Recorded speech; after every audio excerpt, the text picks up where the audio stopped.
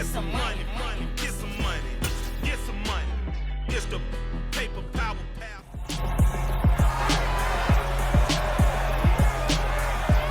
It's Madden NFL 23 on EA Sports. And up next is Xavier Howard, who's been stepping up to challenges all season, now at 8 interceptions. It's the Dolphins and the Steelers on Sunday night.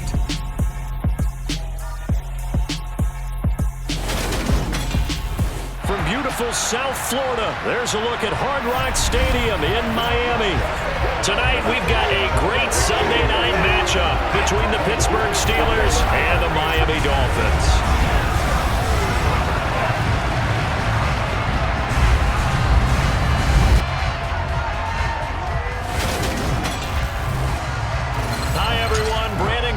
Charles Davis. Charles, you look at the Dolphins as they enter play in this one. They come in feeling good after back-to-back victories. And they looked awfully good last week and came away with a 2-touchdown victory. They did have a few reasons for concern defensively, but all in all, they'll take a repeat here if they could get it. Meanwhile, for the visiting Steelers, they were losers their last time out. They're going to try to get back in the win column, but obviously they're going to have to do that in a hostile environment. And sometimes it actually works to your advantage. Now you've got to band together your team, the us against the world mentality. Let's see if they can use it and get a victory.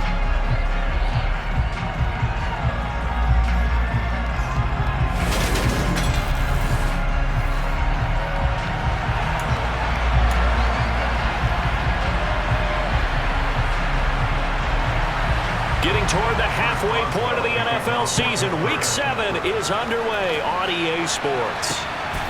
Noah Igbenogany from his end zone. And ultimately cannot get this out to the 25-yard line as he's dropped at the 23. Now Tua Tagovailoa gets set to lead this Dolphins offense for the first time. For the second consecutive season, Tua is a starter and Miami is a team. Both had winning records, but missed the playoffs. His numbers, they weren't terrific. Only 2,600 yards and 16 touchdowns against 10 interceptions. But he also overcame fractured ribs early in the season to return and play well down the stretch. And don't forget, when he did come back, he led Miami to 6 straight wins, which kept them in the playoff race. Ready.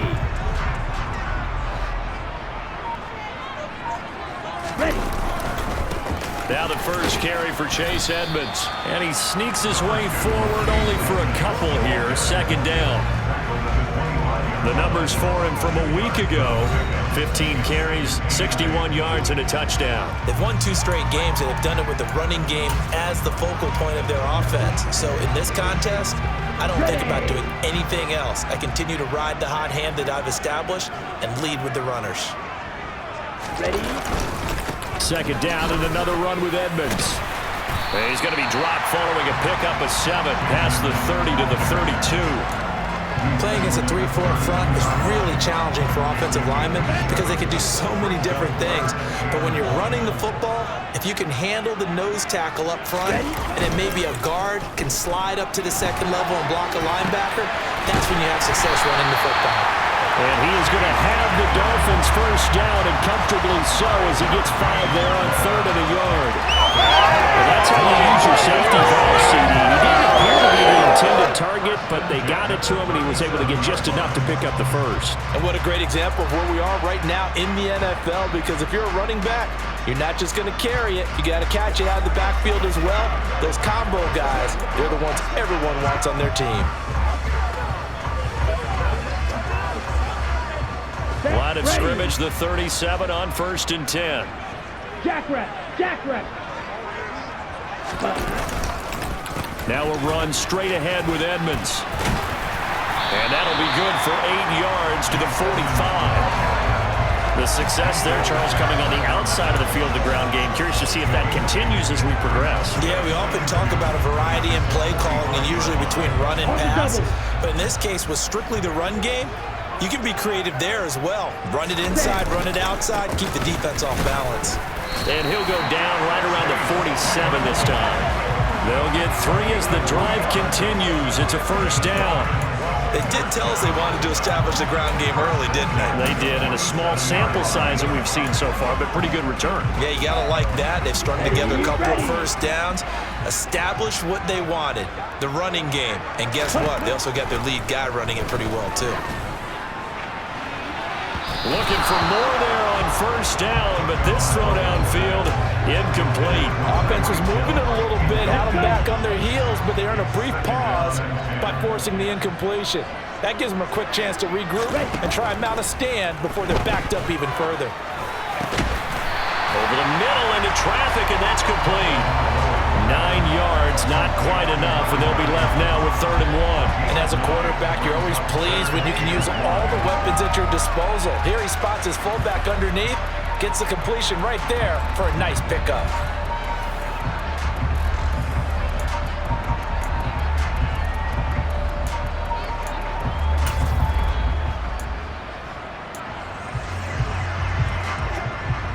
This will be play number 8 here on the drive. It's 3rd and a yard. They'll try and run for it. Here's Michel. He's not going to get there. That won't even be close. It was blown up in the backfield. It's a loss of a full 3 yards, and it brings up 4th down. Just a simple run play there on 3rd and 1, but this D was up to the challenge and stopped them, bringing up 4th down. And look here, it's an opening drive fake. And this is incomplete. A huge gamble, and it does not pay off. Here come the Steelers for the first time in this game with their free agent signing at quarterback, the former number 2 overall pick, Mitchell Trubisky. Okay, I thought there was something to build on in last week's game by his performance. I thought he played fairly well overall. The numbers won't knock your socks off. 2 touchdown passes and an interception. The bottom line, though, they lost. Yeah. How does he eliminate that 1 interception, continue to take care of the ball, and maybe increase the number of times he puts the ball in the end zone with a receiver? Now Trubisky on first down. The Dolphins get there this time, and they bring him down. Multiple players combined for their team's first sack of the game. We talked about prior to the game, and it played out right there on the first play, didn't it? This offensive line is going to have his hands full all night long. Now, you often speak of scripts to start a game. Does this mean that play number 2, they're going to go off the script a little bit? Yeah, what's interesting is that most people, when they script now, they actually script those contingencies in, okay, in case they can't run the play they want to. It's long distance now. Let's go to that play. Work to be done here on 2nd and 16 after the sack.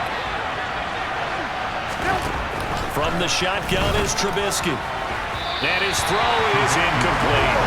And we're going to see this offense try to spread the field a little bit and utilize the outside third of the field, especially against man coverage.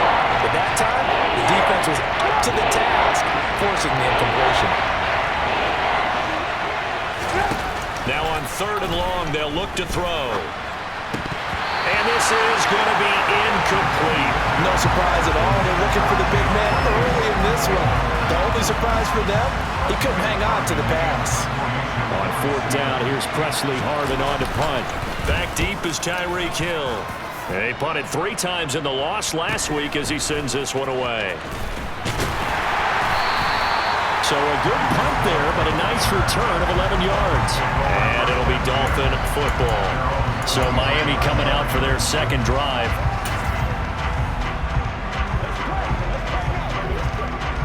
Ready, go!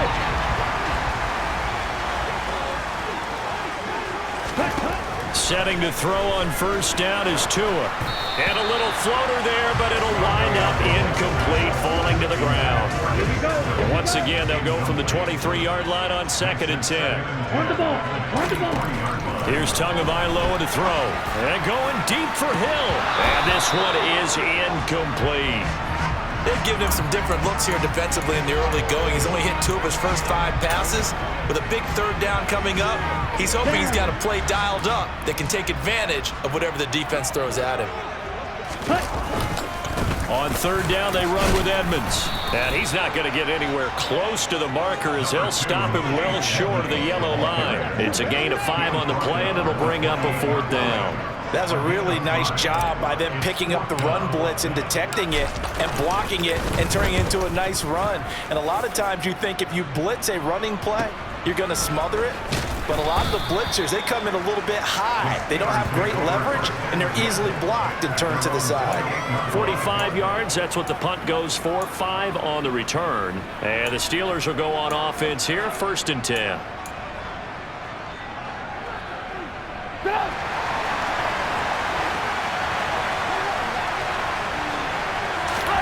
They'll throw on 1st down with Trubisky. And it's incomplete. Boy, he doesn't drop many like that one. 2nd down. After the incomplete pass, here now is 2nd and 10. First carry for Najee Harris. And only able to get 2 here. Stopped at the 30. Dolphins bring on an extra defensive back on 3rd down. Here's Trubisky. And the throw there going to be incomplete. Looks like a second empty possession to start the game, and certainly not the way you want to start when you're coming off of a loss last week. Every team talks about starting fast. They're hoping on their next possession, it can be a delayed fast start and get them going. And this returnable for Hill. And just a net of 31 here. 40-yard punt, 9 on the return. And it will be 1st and 10 as they take over. Miami's offense set and ready to go. And, partner, I know so far, and we're still in the first half, but you love this game as a defensive guy. 0-0. We'll see if the offense can get going on this drive. But you know how they talk about music to your ears? How about what it does for your eyes when you watch something like this, right, where these teams are locked in and going at it, no points going up on the scoreboard? I'm loving it. You're exactly right. Well, switch over, though, to an offensive mindset for a moment. What do they need to do here to get on track and get some points? Well, I think a couple of ways. Number one, you pull out something that maybe they haven't seen before. Coaches always talk about unscouted looks.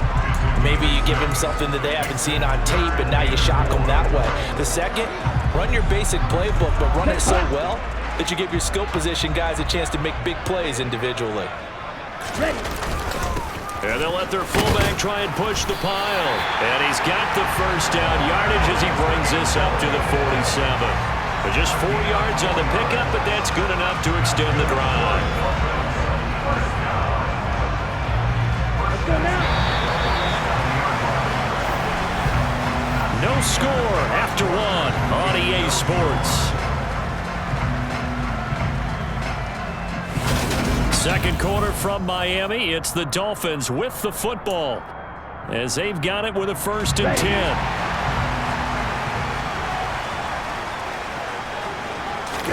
They fake the handoff. Now Tua. And the Steeler pressure too much here. He's going down.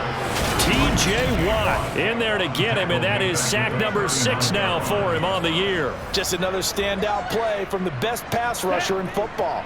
Last season, one for the ages, tied the single-season sack record, and unsurprisingly, won the Defensive Player of the Year for the league.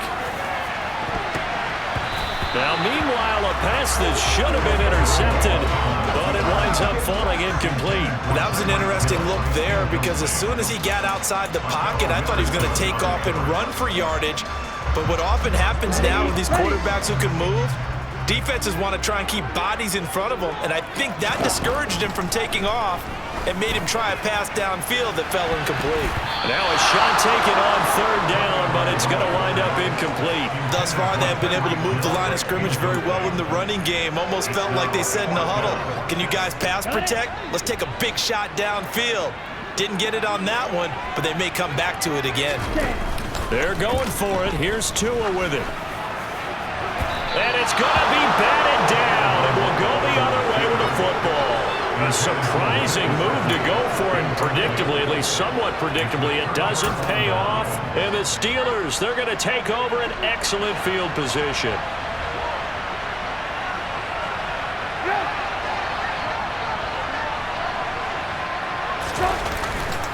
Now a 1st down carry for Harris. And they'll get him down after a pickup of 8, 2nd and 2. 8 yards the tally on that 1st down run. Here's 2nd and 2.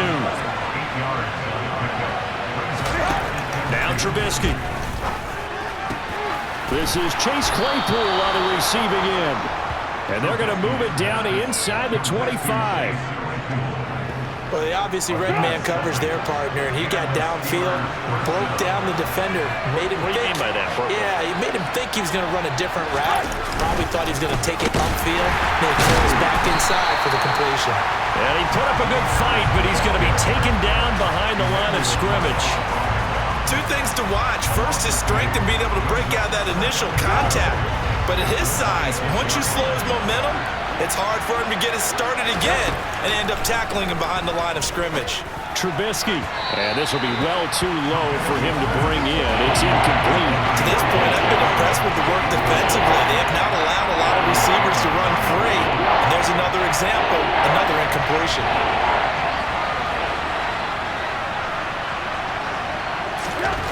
On third down, Trubisky. And they're going to get him down well short of the first as he can only get this to about the 19. Pretty solid gain of 7 yards that time as he scrambled, but now they face a fourth down. Like any team playing, they're looking for touchdowns to try and help their cause. But in this case, he does get them a little closer at least. If they think a field goal turns out to be the better call here.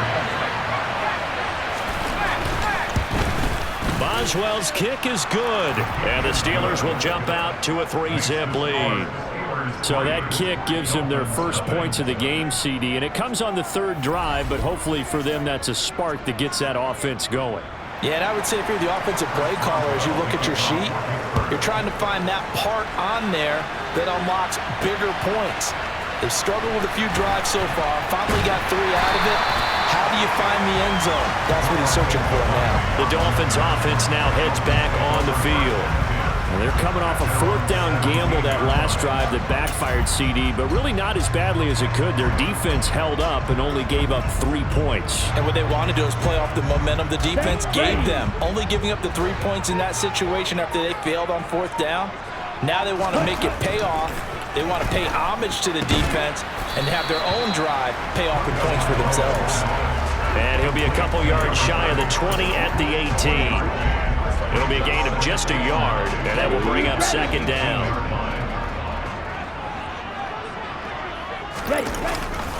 Here's a give to Edmonds running to the right.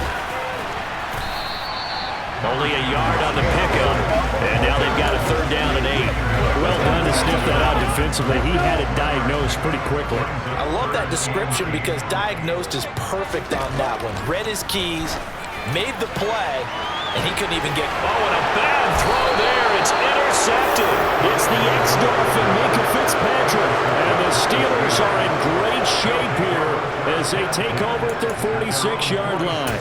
Boy, that one was in the air for an agonizingly long time. Just begging to be picked off, wasn't it? It's one thing if you're throwing a ball like that, trying to throw someone open or lead them into an area. But that ball needed to be thrown with a lot more conviction. As a result, it's an easy interception. Here's 2nd and 9, just a yard on that last run. Now it's Trubisky. He'll get this to his tight end. That's Pat Freiermuth. And that'll be good for 8 yards to the 45. The Dolphins bring on an extra defensive back on third down. Throwing here, Trubisky. It's brought in by Harris. And the tackle going to be made at the 38. And that one was a lot of fun right there because that was the game within the game. 3rd and short, blitz was on. What's the key for the quarterback? Get out of your hands in a hurry. And that was a quick little completion. Got the job done for a first down. And he'll be brought down at about the 23-yard line. So many times in my career I've heard coaches talk about completions are one thing. But as long as we're there at the catch and we get guys on the ground, we can live with that. But if you're going to give up 10, 12, 15 yards after the catch, then your defense is going to be in a lot of trouble. This offense finding its legs now. Here's another 1st and 10. Throwing there, but this pass is going to wind up incomplete. Nice progress down the field was halted by that incompletion. They could try for some safe yards here to get things moving again, or keep throwing it and pushing it downfield to try and pick up bigger yardage. Trubisky into a sea of defenders had intercepted.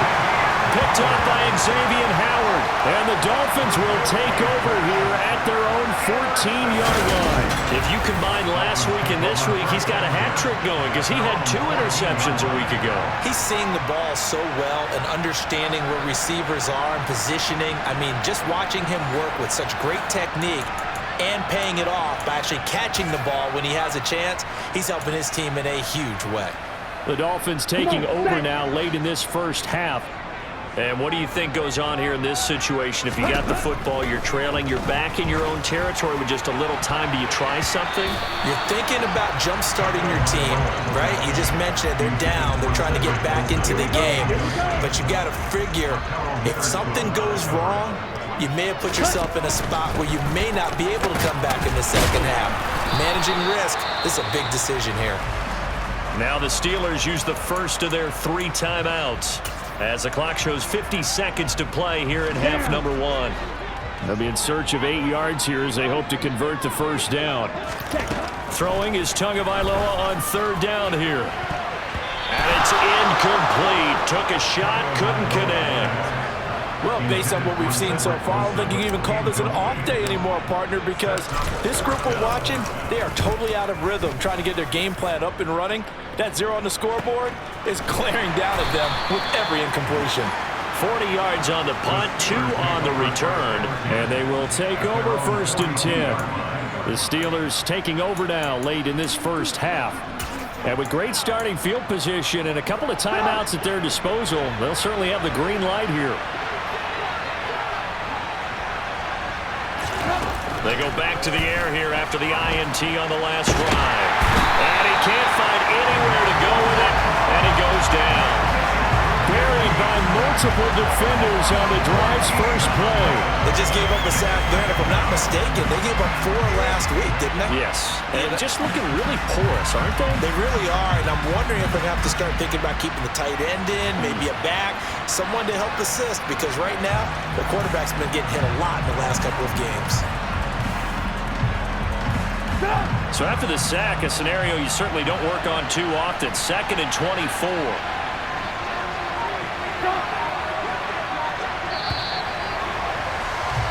So we've reached halftime. All we have to show for the first half, a lone field goal. 3-0 our score. As we send you up to Orlando to check in with Jonathan Coachman and our EA Sports Halftime Report. Okay, Brandon, thanks very much. Welcome in, everyone, to our EA Sports Halftime Report. Let's get you caught up on what's going on around the NFL.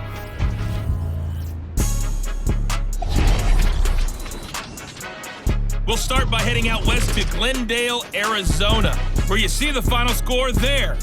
Jameis Winston leading the way in the victory with 3 touchdown passes. From there, we head east to Baltimore to check on the Ravens at home at M&T Bank Stadium. And they were winners in that ball game over the visiting Cleveland Browns. Message received here. No need to wait. We're going to skip halftime and get right back to the action. Here comes the 3rd quarter. Okay, Coach, thanks as always. This one's still anyone's game as we welcome you back for quarter number 3. These offenses seemingly still back at the hotel for the first half. 3-0 our score as the second half gets underway. A fairly short kick from the 14. And a decent return out to the 27-yard line. So here are the Steelers to take over on offense. They've got the lead as they begin this drive 1st and 10, trying to forget about that loss last week to the Tampa Bay Buccaneers. Here's Trubisky to throw. Setting up the screen, Harris. And he gets this one just shy of the 40, down at the 39. Right off the bat, it's a first down to start the drive, 12 yards. And that's not a play that you see all that often at the start of a drive, but some teams, they don't mind doing it. And that one, well sold by the offensive lineman. They showed the pass, and then they got out into space, able to get some good blocks downfield and allow the play to be successful. So from the 39 now, they'll come up on a 1st and 10. They go play action with Trubisky. And he's taken to the ground, but he was pulled down by the face mask. Here come the flags. And I believe this is going to be a first down.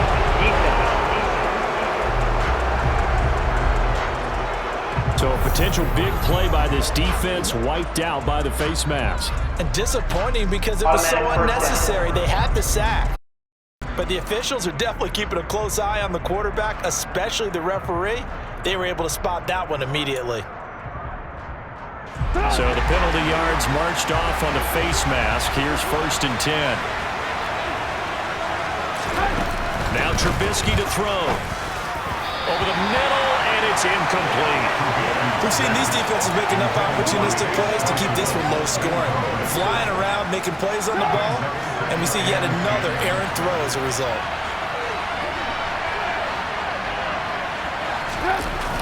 On 2nd down, this is Harris. And they went the wrong way there. Losing yardage back at the 43-yard line. 2 yards the loss, and now 3rd and 12. This defense is just flat getting after it. They've not given up much of anything in the run game. Case in point right there. Now it's Trubisky. That's complete to his tight end Freiermuth. And they'll get this to the 30-yard line before crossing over out of bounds. A very solid gain of 27. Still in search of their first touchdown of the game, but they're on the move. 1st and 10. Trubisky will throw. His throw incomplete. Tight end has become a bigger and bigger part of the passing game in the NFL, but if you drop the football, that position could get swapped out with a wide receiver in that spot, a running back in that spot. Well, now Harris lost it. It's a fumble, but it looked like the Steelers were able to recover, and they will indeed hold on to the ball. Wow, that ball gets knocked free, but a teammate comes along and scoops it up. It's almost like baseball. Guys at bat, people are on base in scoring position. One guy doesn't get him home, the next guy comes through and picks him up. And avoids the turnover. Now Chris Boswell for the Steelers field goal try. He connected on his first. This time it's 39 yards away. Boswell's kick is good, and that will add 3 more to their lead. It pushes it up to 6. Well, looking at it from a defensive perspective, that keeps the deficit very, very manageable. You know, all things considered, not a bad job on the defensive side. I would say that you've pointed out something pretty good right there, and that is you actually have both sides happy with that exchange. You know, happy in quotes, of course. One team, hey, we kept it within range.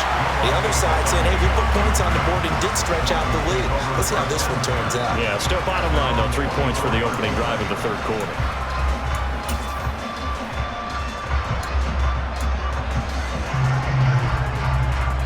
Tagovailoa and the Dolphins come up 1st and 10 at their own 24. They'll come out throwing here to start the drive. They'll go out to the flat for Edmonds. And he will lose yardage here back at the 23-yard line. He was unable to shake free there, and they'll cover him for a loss of a yard. As a defense, you're more balanced when you're in zone coverage because you're able to keep your eyes on the quarterback and see the play develop in front of you. They're able to keep the quick pass in front of them and stop it right at the line of scrimmage. And he's taken down, but able to slip across the 35.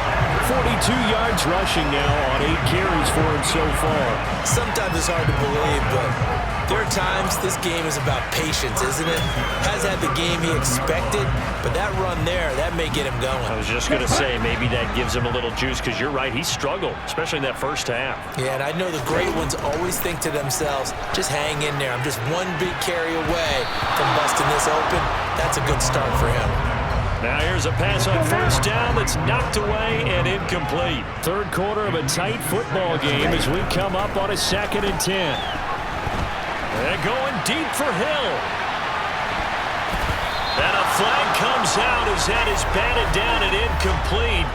But I think there was early contact. Let's check the call. Well, there were about 70,000 that were quickly calling for that flag. It comes out there for pass interference. And what do you think, partner? A little sarcasm in that cheering from this crowd here tonight. What they're hoping now is to build a little momentum off of it and give them a more genuine reason to cheer down the road. So the yellow flag came out, and that leads to a new set of downs for this offense. 1st and 10. On the Jets sweep, here comes Waddle. Just what you want on a first down run. Call it 8 yards, and it's 2nd and 2. That play wasn't quite as big as the play that preceded it, but still, gotta like the way they're moving the football, partner. Absolutely. Pretty good room to run on that last play. Yeah, they didn't get a first down, but still, you'll take runs like that each and every time, won't you? And he's going to get this back to the 3-yard line and no further. He got maybe a half yard at most, but officially they'll be left with a 3rd and 2. Let's just make this one succinct. Nice job there. All 11 guys on defense diagnosing the jet sweep and putting it down. A couple extra tight ends in the formation here as they line up 3rd and 2. Now Tua. Touchdown Dolphins! Durham Smythe, his first touchdown on the year. And the Dolphins are an extra point away from capturing the lead. Well, they were down 6 in intermission, but they quickly erased that deficit. And Charles, now they've got a chance to take the lead. And while being down 6 points, obviously not an insurmountable lead. Tying a game up, that just relaxes a whole team, doesn't it? And now when you add the extra point, you go on. You really feel good about what you've accomplished.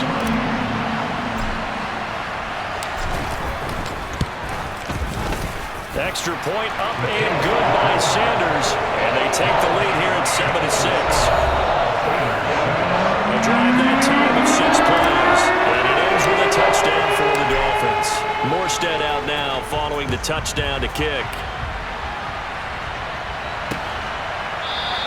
And it'll come out to the 25. Austin not going to try and return it. And Pittsburgh getting set to take the field.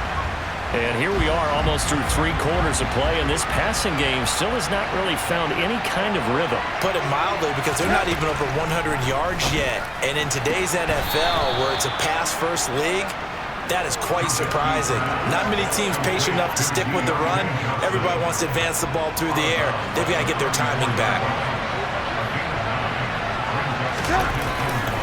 Harris running straight ahead. And they're able to swarm him behind the line, and his rough night continues.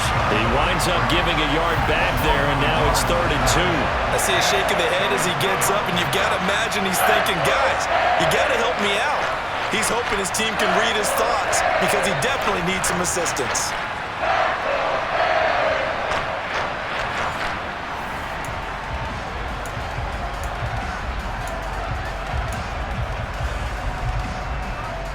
They'll come to the line, needing only 2 yards to gain the first here.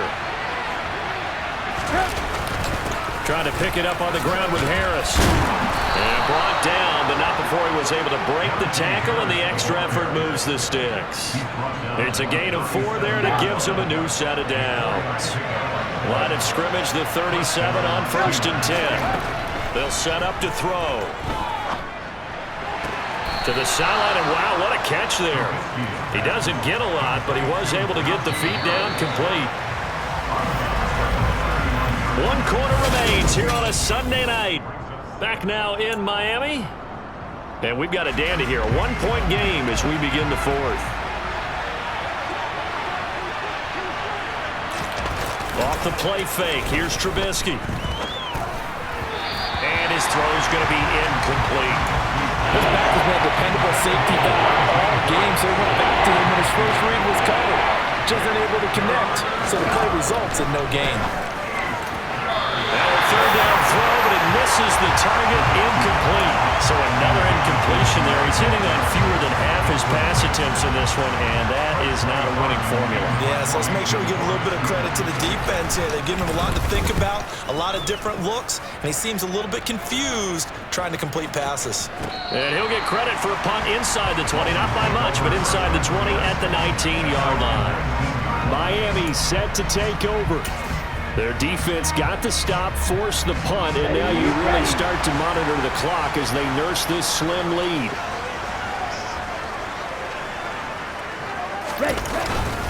They'll start on the ground with Edmonds. And he is brought down at the 22 after a gain of 2, and it brings up 2nd down. They know that old expression, it's not my night. It hasn't been his so far. I don't know if the legs are a little bit heavy. Sometimes having to hang out all day and play doesn't exactly play to your advantage, but it's been a tough go for him.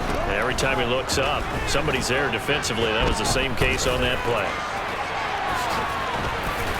And he's got it past the 30 before he's hit and dropped. A 10-yard pickup, and it's enough for a Dolphins first down. It's funny, throughout the time that we've been together, when we talk with running backs about the ability to catch the ball, their eyes light up when they talk about open field and having one-on-one matchups, don't they? Yeah, they do, and that's the reason why. What we just saw, shedding those tackles, and that's what they're used to doing. It is, and it starts at the beginning of the play. One-on-one matchup with someone trying to cover them, but they also like those one-on-ones downfield after the catch when they're running with the ball. They think they're going to win those too. Here's Tagovailoa on 1st and 10.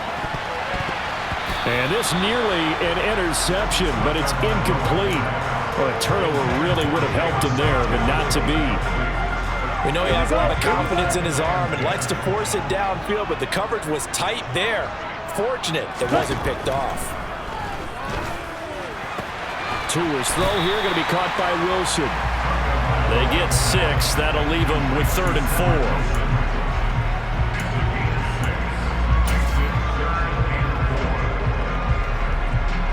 4. In search of 4 yards here to pick up the first down. A give to the fullback on the dive. And he'll have a Dolphins first down as he's got this up to the 45-yard line.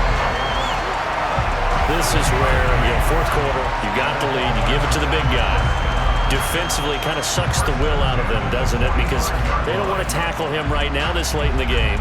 Well, you say that with accusatory tones. I mean, but you're exactly right. I know it's not something we actually want to talk about, but as a defender, 4 quarters worth of trying to bring people down, 4 quarters worth of pounding, and now late in the game, here comes that big guy coming at you, and a lot of guys are wondering whether they want to come up and make that tackle at this stage of the game. Now, quick throw there, going to be batted away and incomplete. This could be the start of a nice stand from this defense now after getting walked backwards on this drive. Come through with another one here, and you have them staring at a 3rd and long, and that puts the defense in a position to dictate to the offense. Now look at this. They get the turnover they needed. It's intercepted. It's the ex-Dolphin, Minka Fitzpatrick. And the Steelers are right back in this football game. So good field position for the Steelers as they come up 1st and 10 at the 39-yard line. After the interception, here's Trubisky into a double team, and it's intercepted. Picked off by Eric Rowe. And the Dolphins are going to take possession of the football. This defense, Charles, coming up with another interception. They have really done an excellent job of locking up these receivers. Yeah, they're really on fire. They are actually doing what they talk about all the time, which is plastering to receivers when they're in their zones. They didn't give up a touchdown in the first half. Haven't done so here in this half either. Blanketed the field going all the way back to the opening drive, and they come up with a pick right there.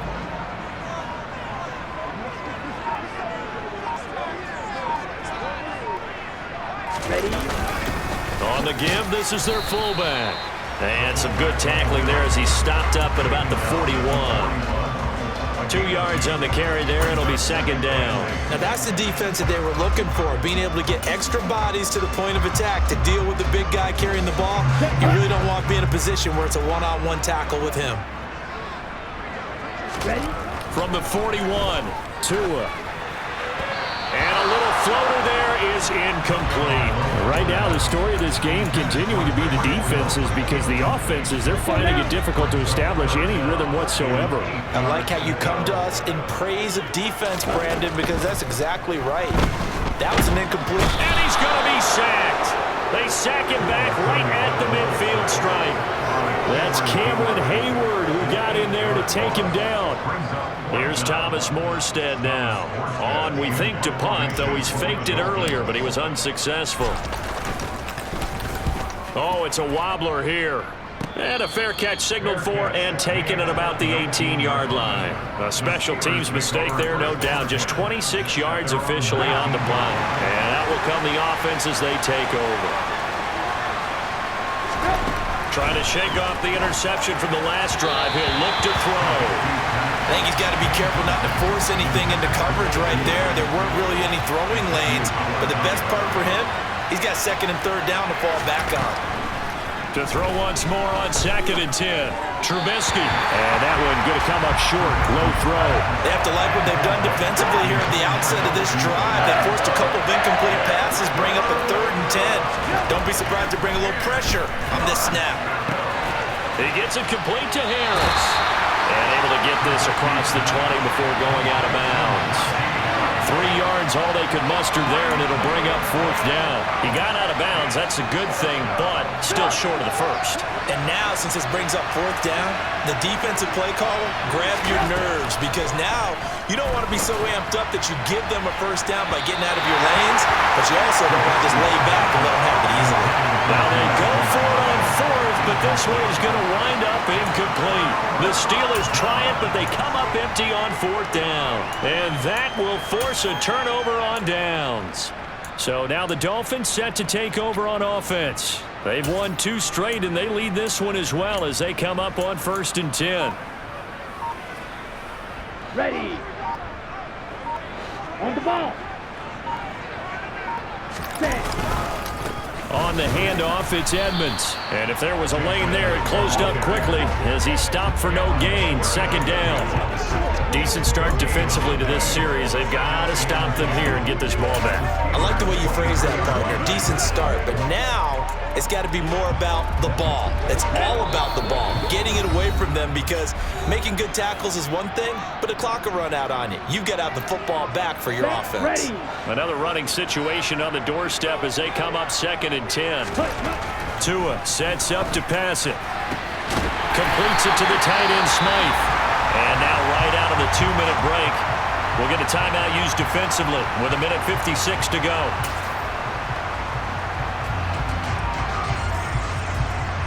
It's 1st and goal, and a late touchdown at this stage could officially salt this one away. Now a give to Edmonds. And this play doesn't go anywhere. Backwards, losing yardage to the 11. Now the Steelers use the 2nd of their 3 timeouts. That'll leave them with just 1 remaining in this 4th quarter of play. So they get pushed back to the 11, and here's 2nd and goal. That one looks like he'll throw here. Toward the back corner of the end zone, but he could not get the feet down. This will wind up incomplete. Quarterbacking 101. Never force the ball into double. And I believe the referee's been buzzed. Yeah, they want to take another look at this call, and it's certainly a big one here late in a tight game. They're taking a peek at whether or not those feet were in bounds, and obviously a big call here in the end zone. And not just the feet. How about the hands? How is the ball possessed while the feet are hopefully getting down in bounds? That's what they're trying to look at to see if it all comes together.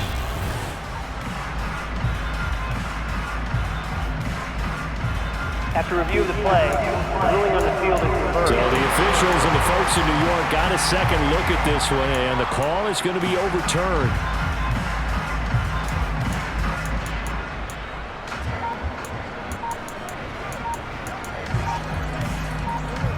Here we go now as we get set for a big 2-point conversion.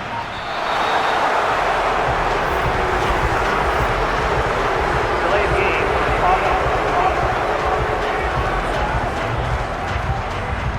So they accept the penalty, of course, and push the offense backwards a bit. Still an important piece of business to take care of, the extra point.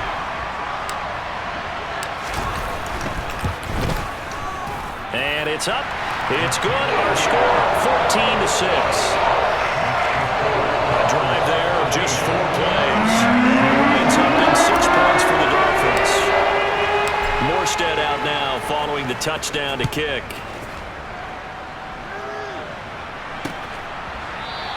And it'll come out to the 25. Austin not going to try and return it. So here's Trubisky and the Steelers. Down 14-6. 1:47 on the clock. They need a touchdown and, of course, the 2-point conversion as well.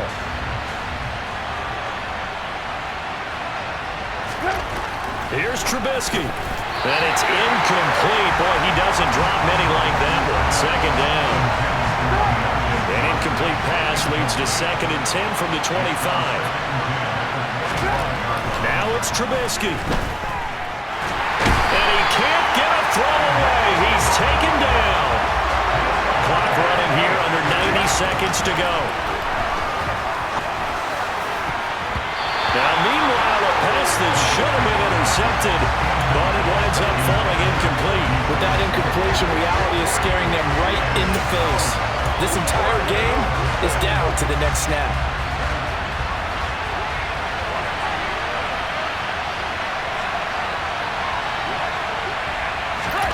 Here we go. It's Trubisky on 4th down. And incomplete on the deep ball. They had to go for it with such little time remaining. And now possession will go over inside the 15-yard line. So they've gone for it twice now on 4th down in this game, and both times unsuccessful. I wish we could hear the headsets now between the head coach and the offensive coordinator. Now that they're 0 for 2. And look at this. They get the turnover they needed. It's intercepted. It's the ex-Dolphin, Minka Fitzpatrick. And the Steelers are going to take possession here. It's a touchback, and they'll take over at the 20-yard line. The Steeler offense here about ready for their next drive. Trubisky to throw. He's got Johnson, and he'll get this up to the 34-yard line. First down now, but that clock rolling. Throwing now is Trubisky. Escaping the press, and he can't get a throw off. He's taken down. What a huge play at this point in the game. Oh, the ball comes out on the hit, but they'll say it's incomplete. An incomplete pass on that last play, and that means they'll need to come up with something here on 3rd down. Back to throw. Sliding out of the pocket. Oh, that's going to be a costly one. It's intercepted. Picked up by Xavier Howard. And the Dolphins are going to take possession of the football. Well, this game has not been short on intrigue, but that's the backbreaker right there, and it's going to put any hope of victory to bed. Yeah, they knew they needed the touchdown, and when you have that little time remaining, they know they've got no choice except to go for broke, and that they did. But the interception, that means defeat. The Dolphins offense now ready to go back out onto the field. And this one all over but the shouting, you might say. Now, there's one timeout remaining defensively, but probably no real need to use it here. Yeah, the only time they would use it, strictly for pride. Okay, ready? Let's go. Full set. Cut. They'll run on first down. Edmonds. Now the Steelers going to use their 3rd and final timeout, as they'll stop it with 17 seconds to go in the game. 6 yards on that last play. Here's 2nd and 4. Again, they run with Edmonds. Stiff-armed him. And they move this all the way down to the 9. A big pickup there. Without question, that should be more than enough to wrap this one up.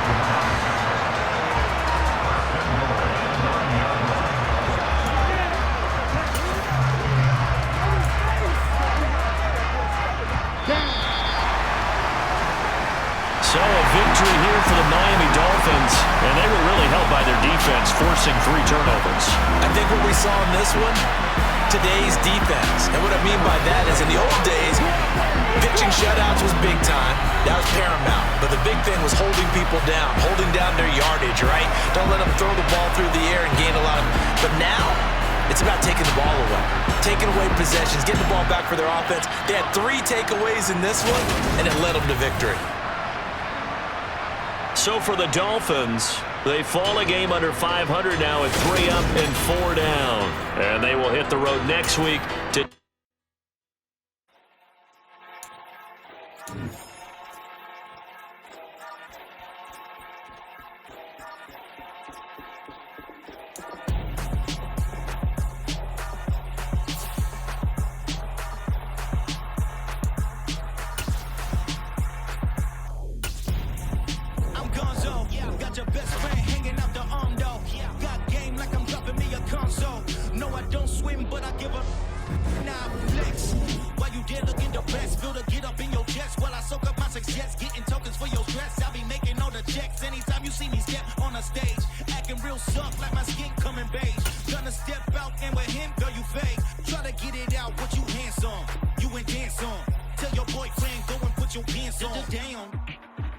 The best friend, she went and did the same thing.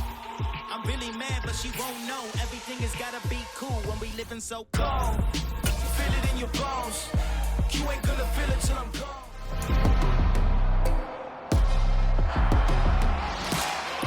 It's Madden NFL 23. And up next is Xavier Howard. He's putting together an incredible season, now in double digits with 10 picks. It's the Dolphins and the Lions, just ahead on EA Sports.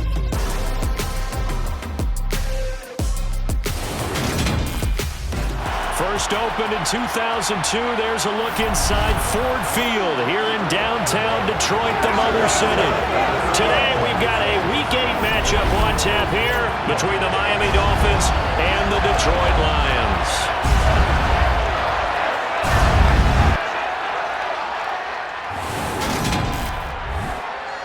Along with Charles Davis, I'm Brandon Gaudin. And Charles, we look at this Lions team entering play. Now, losers their last time out, so they'll look to make amends here.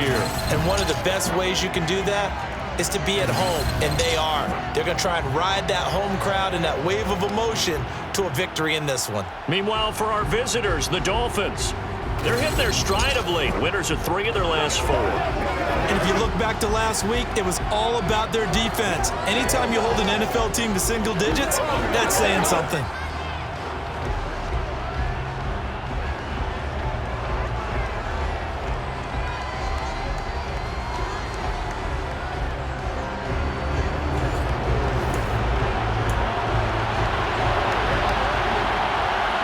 Lurching closer toward the midway point of this NFL season, and we're underway on EA Sports. Fields it right around the goal line. And he will be brought down here inside the 20. Good coverage as he's dropped at the 17. And here comes the Miami offense now, and it's the Southpaw in his 3rd season at the wheel for the Fins. Quarterback Tua Tagovailoa. And when you watch him...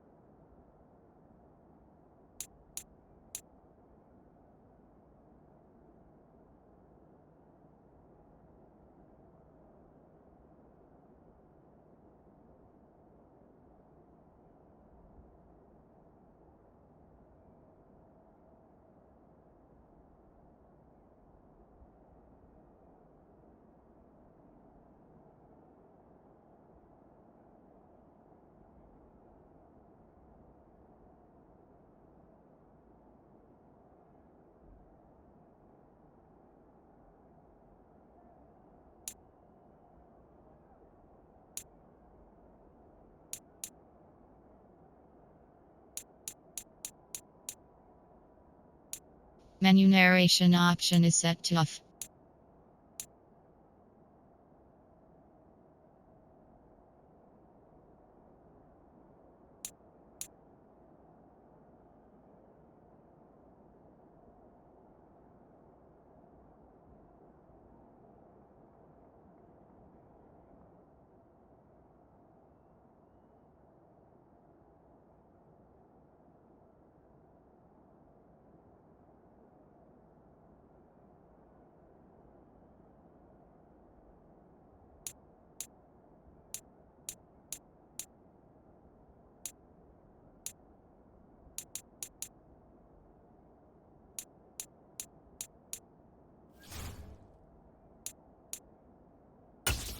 Entering settings screen, you have 20 options. Menu narration option is set to off is selected.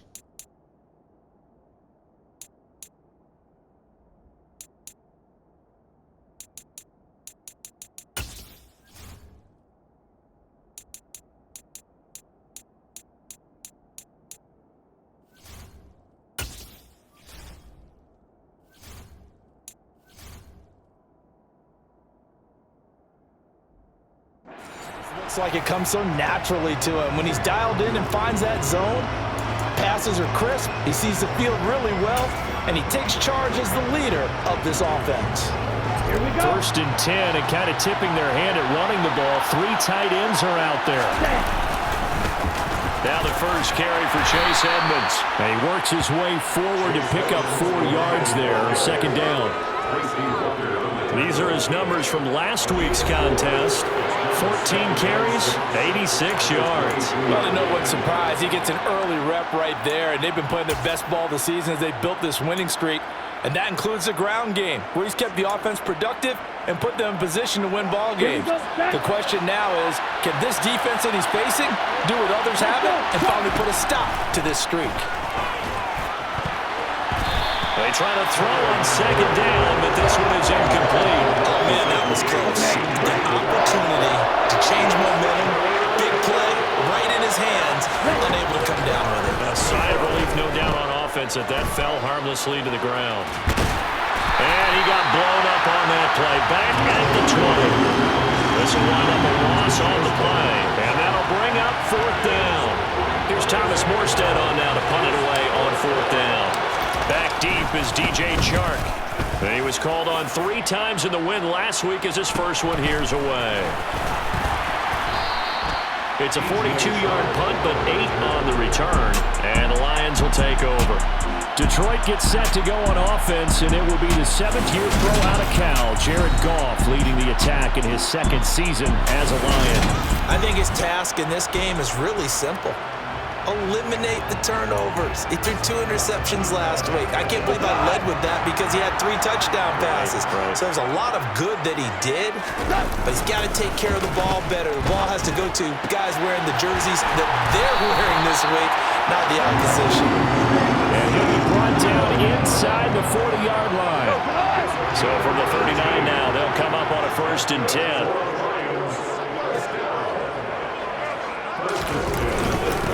First carry for DeAndre Swift.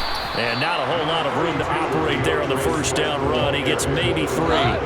3 yards on that last carry. Here's 2nd and 7. Here's Goff. And the Dolphins rush gets home. Down he goes. Give the sack to Jerome Baker. Now, the #1 mission of any offensive line, you got to protect that quarterback, keep him safe back there. This time, the rush got to him in a hurry. Yeah, that's one where you turn to your lineman and say, guys, can I get a little help here? And you have to ask politely because, remember, they're blocking for you the entire game. But as a quarterback, you've also got to have the clock running in your head when you need to get rid of the football. But this time, he had no chance. They were on him instantly. Now on 3rd and long, they'll look to throw. Throw to St. Brown, complete on the left side. And they went the wrong way there. Losing yardage back at the 43-yard line. They'll wind up losing a yard on the play. And that's going to bring up a 4th down. Excuse my snarkiness here, but isn't the idea of completing a pass supposed to mean you get downfield and gain yards? Especially on 3rd down. Yeah, that one. How about the defense? Figured that one out in a big way. Yeah, they completed it all right and lost yardage. Jack Fox out to punt here on 4th down. Only 2 punts for him last week in the loss as he gets this one away. This one will sail out of bounds. It'll depend on the spot here. And the side judge says that went out at the 7-yard line. Let's go old school there. That's absolutely a great coffin corner punt. Someone's put some time in working on that, hasn't it? Seems like every year these guys get better and better. It's amazing how they can command that football through the air. Yeah, they used to actually practice with hula hoops where they place them and try and put them there. Now a lot of guys use barrels on the sidelines to try and put the football in more. A quick 1st down pickup. Good start after going 3 and out on their opening drive. Usually we see runs like this as the defense breaks down later in the game, but this guy is setting the tone early, running through all types of tackles and putting the defense back on its heels.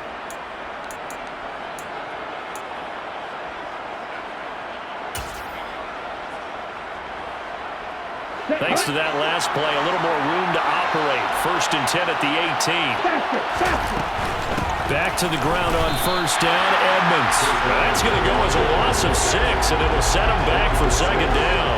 They went with the run-pass option, and I don't know if the option really mattered there because the defense was ready. So many times you put the defense at a disadvantage because you have those multiple options, but when they read their keys and play it correctly, sometimes the result goes in their favor. Now on 2nd and 16, Tua.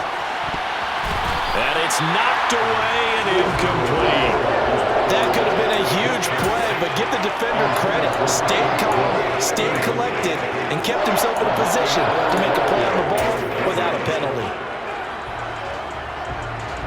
An incomplete pass on that last play, and that means they'll need to come up with something here on 3rd down. The keeper good for only 4, and that's going to lead to a 4th down.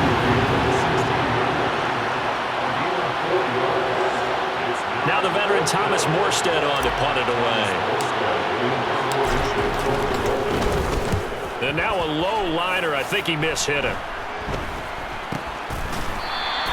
Well, pretty woeful there. Just 23 yards on the punt. And the Lions will have excellent field position here as they take over 1st and 10.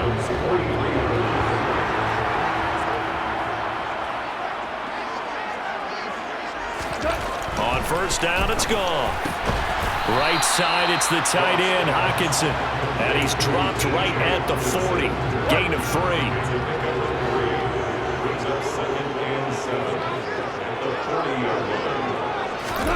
From the 40 now on 2nd down. Goff. Throw over the middle. He finds Williams. And he's going to be taken down at about the 33.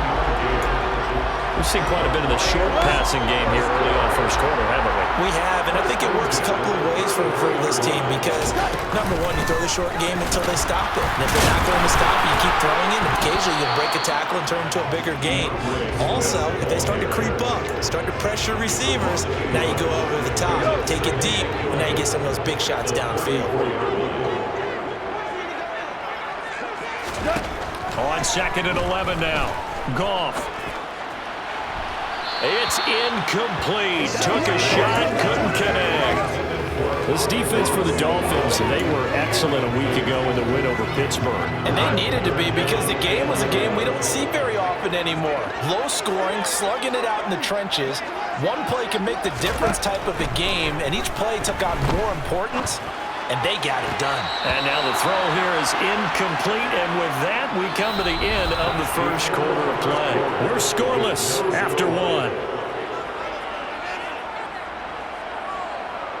2nd quarter action now from Detroit, and it's the homestanding Lions who have the football. And the first play will be a field goal try.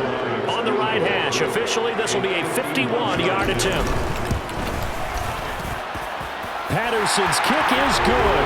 And the Lions are going to take a 3-0 lead. That kick, by the way, Charles, a career long.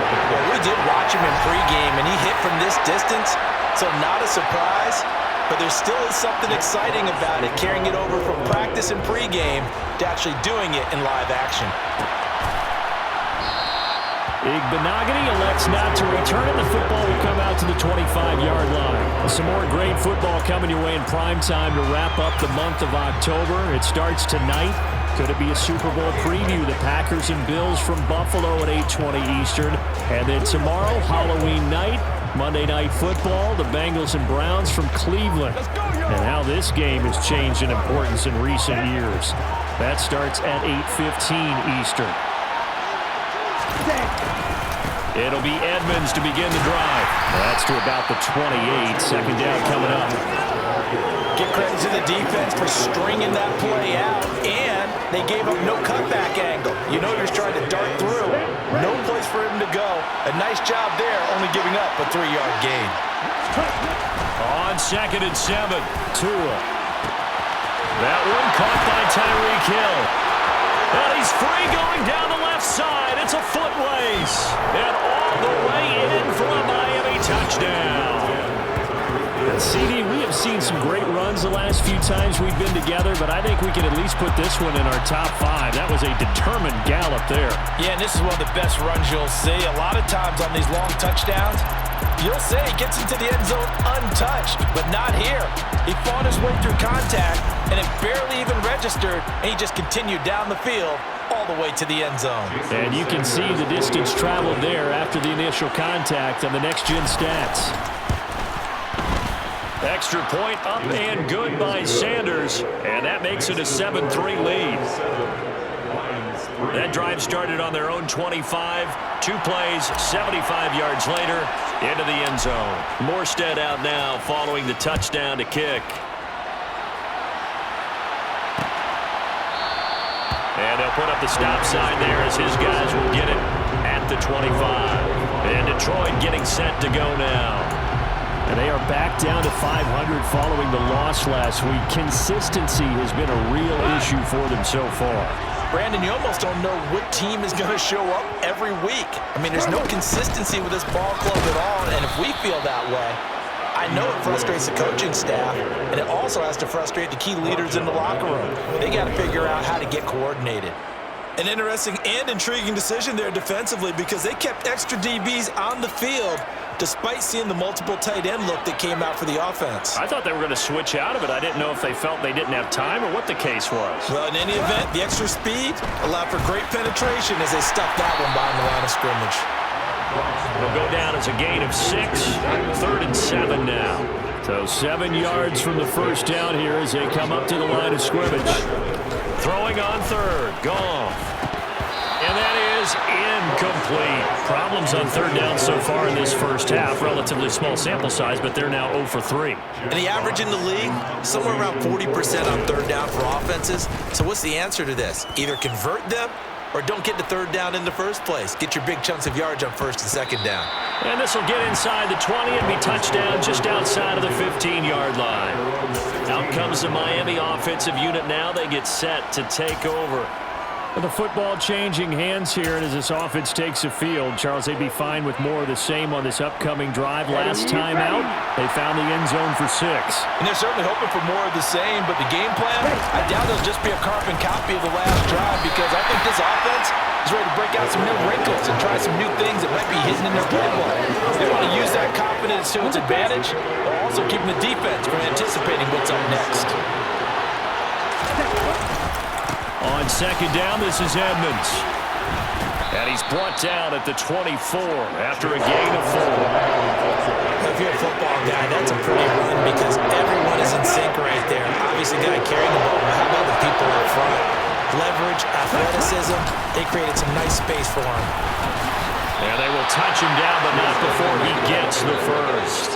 A 3rd down gain of 3 yards, and that'll be enough. The Dolphins at 3 and 4 on the year coming into play. And they coming on a pretty good roll here. Winners of 3 straight. And I thought that they played pretty well last week. Their execution, their discipline, their resilience, all on display in that victory. And now a throw on 1st down there, but it's incomplete. He was trying to get that to Hunter Long, the tight end. But it'll be 2nd down. Play action, now it's Tua. It'll buy some time right. And it's intercepted. Picked up by Mike Hughes. Oh, look at the juke. And the Lions are going to take possession of the football. And Charles, that's now 4 interceptions over his last 3 halves of football. Because remember, he threw 3 picks last week. Starting to wonder if maybe defenses and those coordinators have identified something on tape with what he's doing. Maybe a movement, maybe the way he's moving his shoulders. Who knows what it could be? You can have a few tells out there that they're keying in on and allowing defenses to get to the football a little bit faster. People steal signals. Maybe sometimes they can figure out what the quarterback's doing just by his movements. And he gets this to the 35. Good for a gain of 5. This offense on 3rd down today, 0 for 3 to this point. They could use a conversion. This will be 3rd and 5. Goff now looks to throw. And connecting here with DJ Shark. And he is going to have the Lions 1st down as they're able to get the 3rd down conversion. As an unbiased observer, I think it would have been interesting to see what they would have done if they hadn't gotten the 1st down there. But since they did, I guess the point is moot. And they're right there in that middle ground. They're trying to find Shark, but it's intercepted. Picked up by Xavier Howard. And the Dolphins are going to take over once again at their own 25-yard line. So consecutive interceptions here early on in this one, and maybe setting the tone, Charles, for a game where the defense really takes center stage. And don't you think that both offenses are really catching a bit from their coaching staff about avoiding these turnovers that we've seen early? I think both teams are trying to find an advantage. We know that. Can one of them break away and take control of this game? Meanwhile, they take a shot to start the drive, but this is going to wind up incomplete. Well, when you've got a tight end who can run, you've got to give him a shot to unlock the defense. Want to see what they can get, taking the big shot downfield. That one winds up incomplete. Throwing again on 2nd and 10. Tua. He's going to be dropped following a pickup of 7 past the 30 to the 32. They get 7 out of that, so they're left with a 3rd and 3. 2 minutes to play in this first half. 7-3, our score.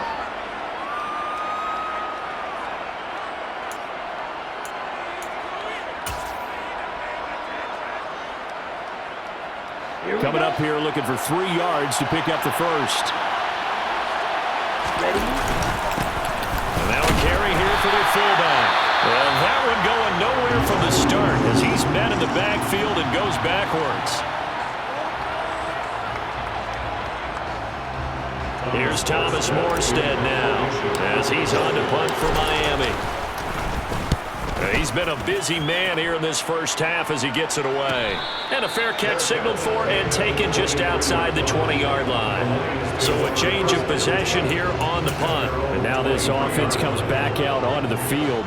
As the offense comes out here, Charles, maybe perhaps a bit more of a focus on the run game for this drive after tossing an interception on the previous one? I think that's a good way to look at it and a good way to think about it, but maybe they get to it in a little bit different way because after you throw an interception, you want to make sure you keep your quarterback's confidence high. So maybe give him a couple easy throws that he can complete and then get to the running game and try and get things settled down. Yeah, and still in the first half here, a long way to go.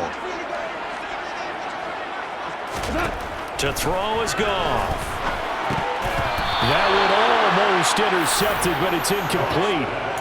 Not a good throw there, and it'll be 2nd down. So they'll come up after the incompletion for 2nd down.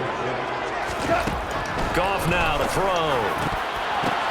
That's into a crowd and intercepted. Picked up by Javon Holland. And the Dolphins are going to take possession of the football.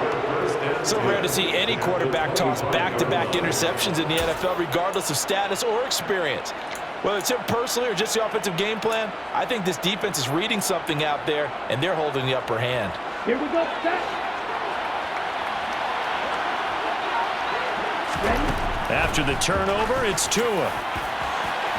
And that is incomplete. There is something to a game plan with trying to keep a defense honest. With a guy with that type of speed, you do so. Send him deep, try to throw some air under it, and hope you connect downfield. On that play, they run successful. Another throw on 2nd down, and this one incomplete as well. Well, so far in this drive, they've done some good work. They force incompletions on 1st and 2nd down, bring up 3rd and 10. That brings up the big question. Do they bring pressure or do they play coverage on this down? The Lions now going to use the 2nd of their timeouts as they'll head to the sideline and talk over what to do next.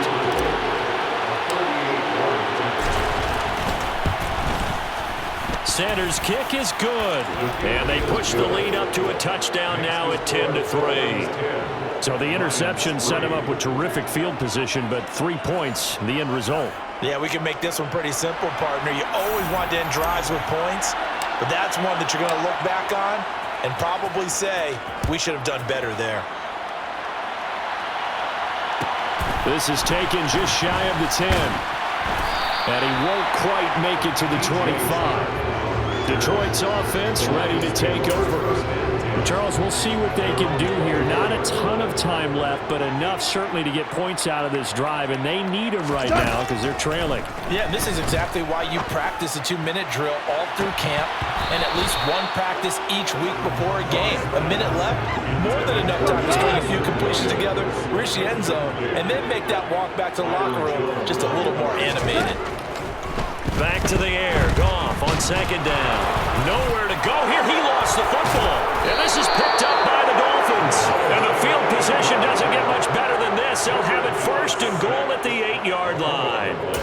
So the last 3 drives, you've got 2 interceptions and a fumble.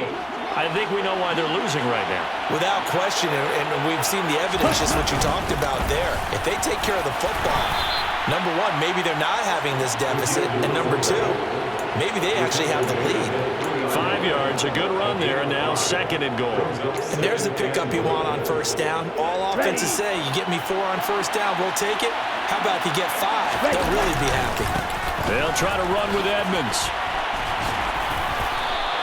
Calling a gain of 2 as they're knocking on the door now. 3rd and goal. 2 straight shots on the ground. Now on 3rd, do you go to the air? I think the possibility exists, and if you're doing it, you're probably going to play action since you ran it twice. But I often think that 2nd down is the time you go play action and throw the ball. I say commit to the run and think about it being 4-down territory. The kick by Sanders is good, and the Dolphins will add on to their lead. So golden field position there squandered as they can muster only a field goal. Yeah, you were gifted a 1st-and-goal situation, but I have to give credit to the defense. They were brought out in a really tough situation, so give them credit for holding them to 3. That's a pretty nice accomplishment. From the 10. And he will make it back to the 15, and that's it. Good coverage there by the kick team. The Lions going to go back on offense one final time in this first half. And the ball backed way up, so thinking with this amount of time on the clock, probably just sit on it, and we'll see these 2 teams go to the lockers. Yeah, I don't think you want to overthink it in this situation. Either side of the ball. Just go ahead and finish up the half and get on out and talk about it. Throwing on first down, but this one winds up to be incomplete.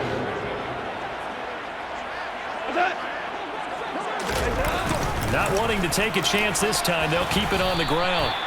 9 yards, not quite enough, and they'll be left now with 3rd and 1. So we've reached halftime here, and it's the visiting Dolphins taking a lead to the locker room as we send you down to Orlando, where Jonathan Coachman has our EA Sports halftime report. Coach. All right, Brandon, good work in that first half. More from you guys in a minute, but first let's get to some scores right here on the day before Halloween. We'll begin in the Meadowlands, an AFC East matchup between New England and the New York Jets. And it's the Jets who have the lead with that one getting close to halftime. Corey Davis, a touchdown reception. From there, we head down the turnpike to see what's happening with the Eagles at home in Philadelphia. And they've got the lead in their matchup with the Pittsburgh Steelers. It's Jalen Hurts with a couple of touchdown passes. Finally, we're off to Atlanta to check on the Falcons at home at Mercedes-Benz Stadium. And they've got the lead in their ball game over the visiting Carolina Panthers. Bryan Edwards, a touchdown reception. With that, let's get a look at the next-gen stats in that first half for Miami. And there were a few factors as to why they built this good-size advantage. Well, we'll move right through the break then, skipping halftime and back to the field for the start of the second half. All right, Coach, thank you, and we welcome everyone back for quarter number 3. It'll be Lions football to start the second half, and they trail here as we get back underway on EA Sports. And we will not see a return to start the half, as this will be a touchback. And the Lions getting set to go on offense to start the third. Charles, it'll be interesting to see what adjustments this offense made in the locker room. Haven't really been able to get anything going offensively, virtually nothing in the ground attack either. So certainly something has to change here in quarter 3. And I'm pretty sure their friends from the defensive side of the ball told them exactly that, because those guys, the stop troops, they've been playing pretty well. They've kept them around in this game. Now they got some time. The running game struggled in the first half. Opposition knows how to focus on defending the pass here. They've got to re-energize that ground game and maybe open things up for a comeback here in this half. And he'll be stopped up at the 26 after a gain of only a couple. Third down now. Those last 2 plays indicative of how things have gone for them. Just nowhere to go on the ground and struggling to put up points. A throw there, but that's going to wind up incomplete. Well, they certainly aren't letting up today, partner, because they've forced big turnovers already, and it's been incredibly tough for them to get yards against, let alone put points up on the board. And here now the punter Fox as he sends this one away.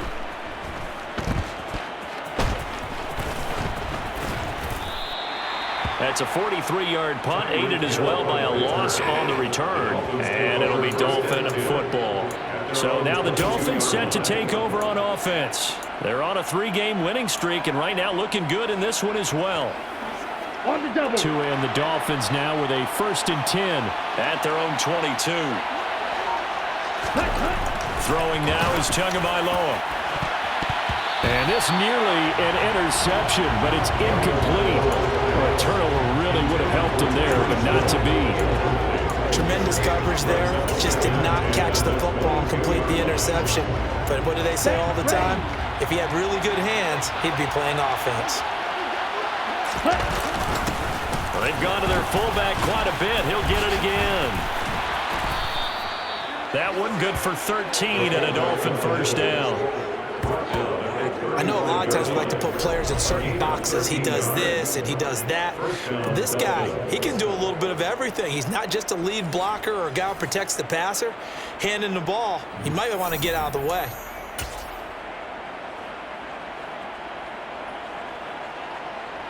Ready? Ball up to the 35 now as they come up on 1st and 10.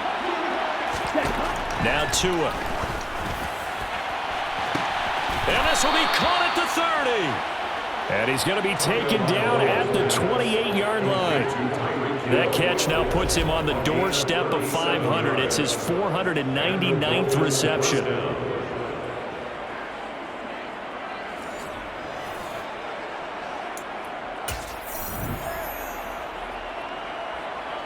Ready? So now then, the big play has him all the way inside the 30 now, 1st and 10. Here's Tagovailoa to throw. Over the middle, complete. That's long. And they do get him down, but not before he's able to slip it inside the 5-yard line. Call that a very strong gain of 24. How about the way they're moving the ball down the field? They had a big play a moment ago. Followed it up with another nice one here. And before you know it, they're already looking at 1st and goal.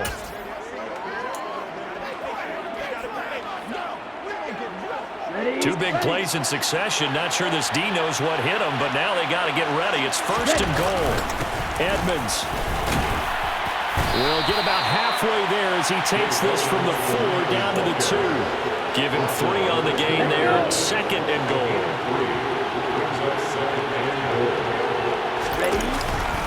Edmonds again. And this time he'll lose yardage as the defense not giving him any room to operate. They lost 4 there, and it's 3rd down. I think it's pretty evident we can say what a difference a week makes. Last week, he ran pretty much wild, didn't he? Did pretty much what he wanted to do. But this one, they stopped him cold. That, to me, that's good scouting and even better execution. Yeah, and they stopped him behind the line right there. They obviously watched the tape a few times and made some adjustments. Meanwhile, on 3rd down, they take a shot at the end zone, but it's incomplete. Sanders' kick is good, and the Dolphins will add on to their lead. So the lead extended, and I think at this point you say, hey, defense, take us to the end. Well, if I got some good music to put to that, I could have a good country hit. I like the way you expressed yourself there. I think the offense has done enough so far. But like you say, if your defense is only giving up 3 points, makes it a lot easier to settle for field goals on this side of the ball. And he'll just take a seat, and the drive will begin at the 25-yard line. And Detroit getting set to go now. And Charles, a very uninspired effort. The last time we saw them out there was a quick 3-and-out, then they punted the football. Yeah, and you never want to get stopped so soundly during the series, but what would be even worse now is letting it happen again right here. They've got to get going. Goff on 1st down. Throwing middle, but it's incomplete. I'm getting the sense that this offense is getting frustrated. Here we are into the 3rd quarter, and they've had plenty of opportunities to get in sync. Thus far, that hasn't happened. They're looking for answers both on the sidelines and in the huddle looking at each other. And not much to speak of. Call it a 1-yard gain up to the 26. Well, that's a good start to this drive on the defensive side of the ball. Force the incompletion on 1st down. Then you're able to shut down the running play on 2nd. Yeah, I wouldn't be surprised now. A little bit of pressure going at the quarterback in an expected passing situation.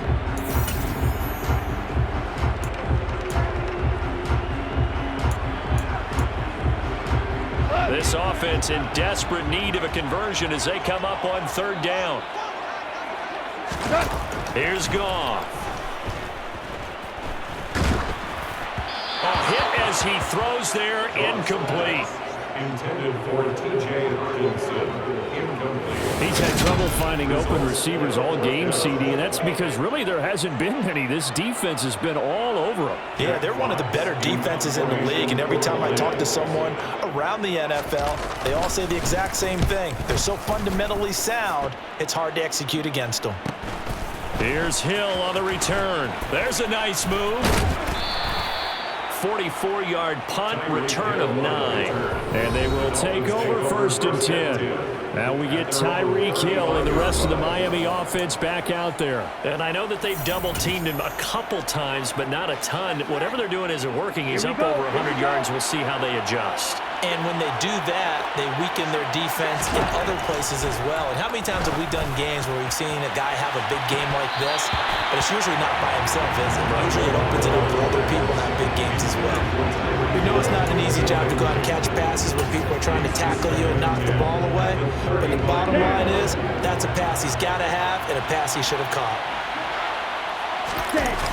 To Edmonds on the toss.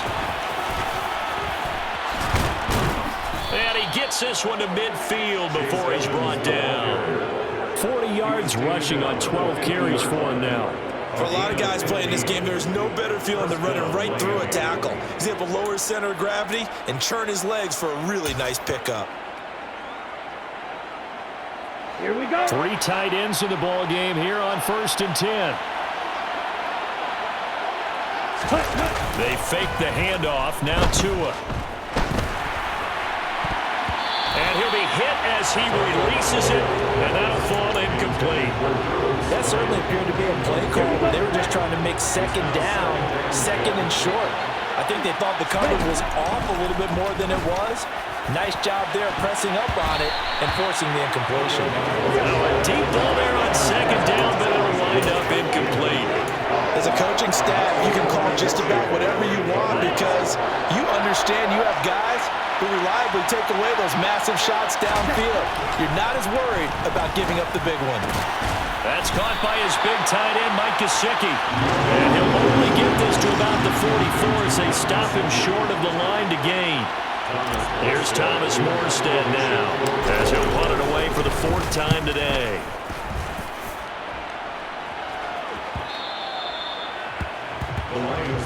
The Lions offense set to take over. And Charles, they're certainly still right in this game, but they need that offense to wake up and in a hurry. Yeah, I like the way you put it. They certainly did seem to sleepwalk a bit in the first half. Now that their defense has done its job, it's their turn now to go out and try and get some points. Goff and this Lions offense set for a 1st and 10 at their own 20-yard line. On the ground, it's Swift to start the drive.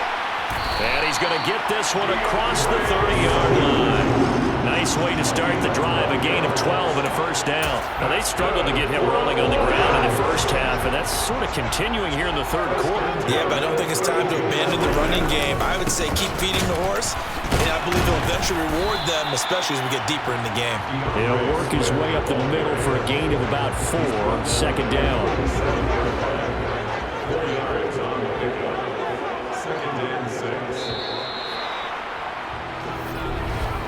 And they're not going to get to the line to run another play, so we will switch ends as they back now at Ford Field.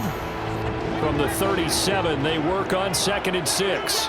It's the Lions trailing, but with possession of the football as we get set to bring you the 4th quarter. Goff's throw going into the hands of Williams. Goff and Williams hooking up there for a Lions first.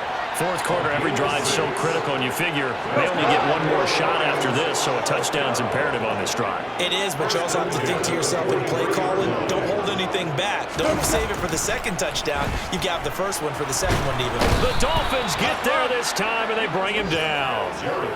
Emmanuel Ogbah, he's the one to get him, and that is sack number 7 for him on the year. Back-to-back 9-sack seasons at Miami have firmly established Emmanuel Ogbah as the face of the Fins pass rush.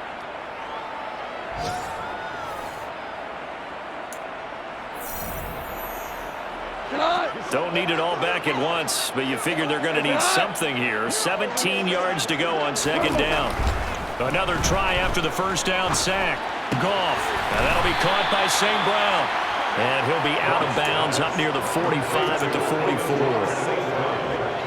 The offense on third down, they've had their troubles. Just 1 for 6. This is 3rd and 9. Here's Goff. And he's going to be intercepted for the 3rd time thus far. Nick Needham picks it off. And the Dolphins are going to take possession of the football.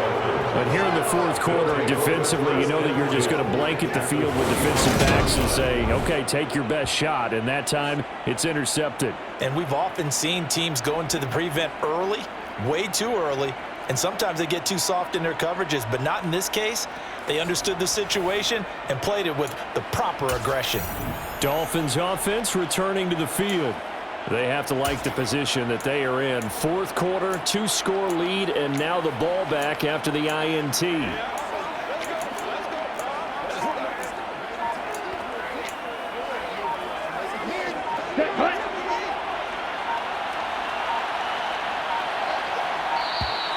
Now problems right out of the gate. We're going to get a delay. Delay of game, offense. Just a little too lackadaisical, Charles, and they didn't get up and snap the ball in time. Delay of game. Yeah, I'm not sure if he understood where the clock was located. In different stadiums, it's in different places. You have to check that in pregame and make sure you're aware so you don't run into penalties like these. From midfield, here's Tua.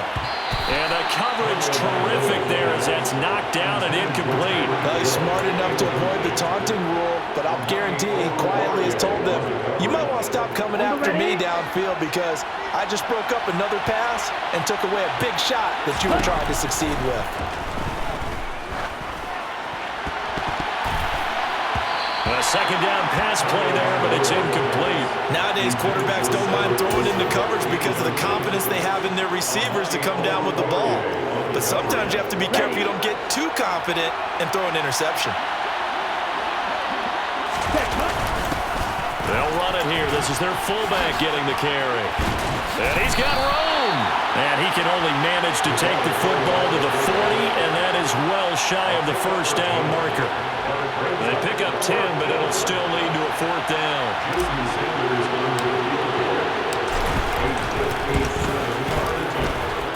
And I don't think this has the carry. It does not. It's no good, and the lead will hold at 13. Charles, all things considered, I guess that's not a critical miss at this stage, is it? No, but still everything helps when you're trying to finish off a ball game. And you're right, not critical in terms of the scoreboard and the team, but the guy with the golden foot, he knows he's only as good as his last kick. They'll start on the ground with Swift. And nothing much materializing there on the first down run. He'll get a couple, and that's it. Tackle made right at midfield. 2 yards on the pickup. In 2nd and 8. Under 4 to go now as the clock runs, and they come up on 2nd down. On the draw, Goff will give this to Swift. And they see right through that defensively as he'll be hit and taken down to the backfield.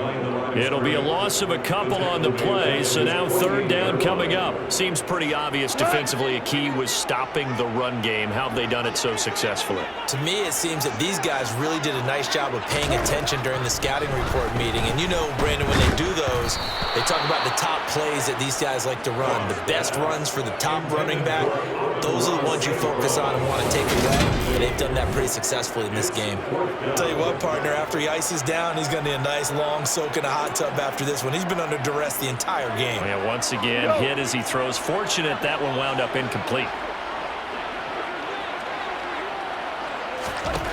Desperation time for Goff on 4th. He's airing it out for Williams. That's going to be knocked away and incomplete. The Lions turned away on 4th down. So still over 3 minutes remaining in this game, but boy, not getting that one that hurt. That's a little bit demoralizing, so they have to be careful about that because still have an opportunity if they can get some things done on defense. But now, since they've taken over on downs, a team with the ball, guess what? Going to 4-minute offense, maybe they can put this thing away. Down to about the 45. And when do they start thinking about burning these timeouts? They've got all three still defensively. To me, you have to start right now. Here's the time, and that means you've got to stop them on defense, not give up the yardage, use your timeouts in order to get the ball back and try and score yourself. But now is the time to start using those timeouts. And keep in mind, it'll also stop the clock at the 2-minute warning. Now they're staring at a 3rd and 8. That last play, backwards a yard. After a play like that, there should be congratulations all the way around, I think, because if you can stop a big fullback like that, that's not easily done. Yeah, he does not go down easily, you're right, but he did there. Now the throw on 3rd down, knocked away and incomplete. Certainly looked like someone was very confident in his ability to fit that one in. I would say he was overconfident because there wasn't a whole lot of separation there. Had that one covered pretty well downfield and knocked it away. Tagovailoa going for it on 4th down. Going for the deep ball. And he bats it away and it falls down incomplete. The Dolphins can't convert on 4th down. And the Lions will take over. Good starting field position for them as they come up 1st and 10 at their own 46. Now it's gone. And that's incomplete. Well, struggles continue. Open targets, and he keeps missing them, pressing way too much. He may have a big arm, but until he learns how to harness it and have some touch, he's going to continue to struggle. So now 2nd and 10 after the incompletion on 1st down.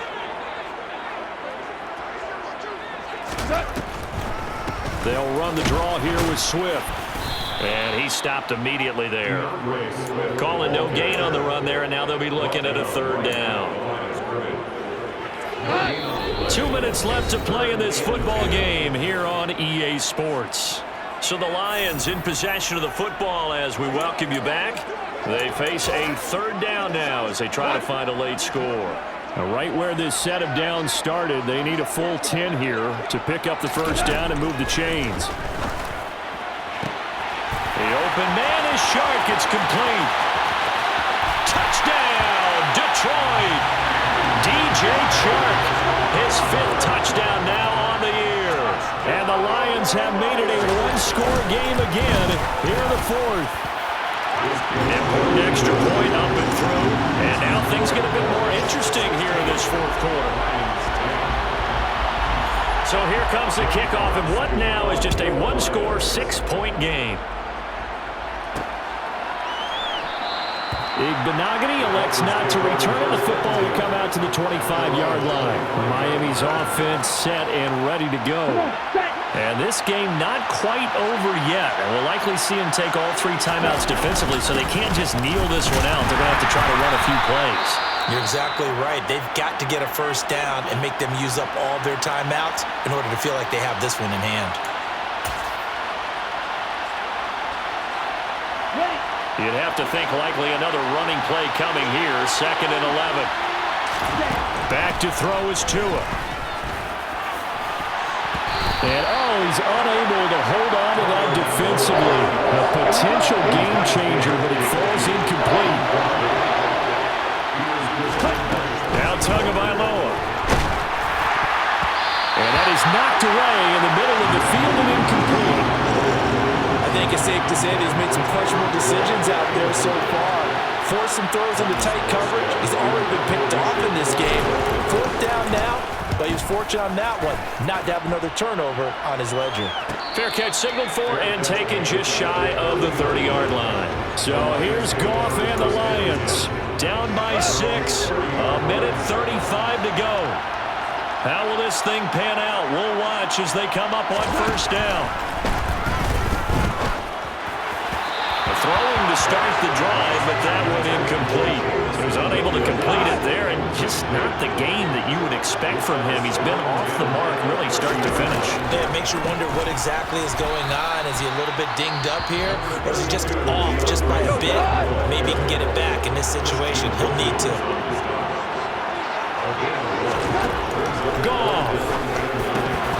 And that is incomplete. Partner, they've got one chance left to keep this one going, and I think for you and me, let's think along with their offensive coordinator now as to think back, cycle through every play of this contest, and remember what's worked and what hasn't. Because right here, he needs the best play of the game in order to keep this one alive. Now they go for it on fourth, but this one is going to wind up incomplete. They had to go for it with such little time remaining, and the Dolphins get the football in great field position. On the give, this is their fullback. And he's going to get this one down to the 30. And the Lions quickly now going to use the last of their timeouts as they'll talk things over prior to this upcoming second down play.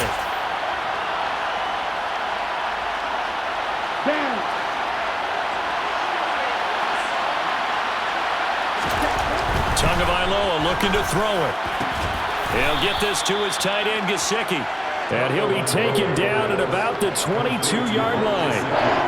Tell you what, he's been able to put the ball in some tight spots all game long. That throw, no different. Yeah, a lot of people would call it a gutsy type of a throw. I think he looks at it as, I can do it, so it's not that big of a deal to me, and I'm going to keep firing. To throw is Tua. And a quick shuffle pass here is complete. And he is going to lose yardage here. They'll wind up losing 3 here on the play. And that's going to make it fourth down.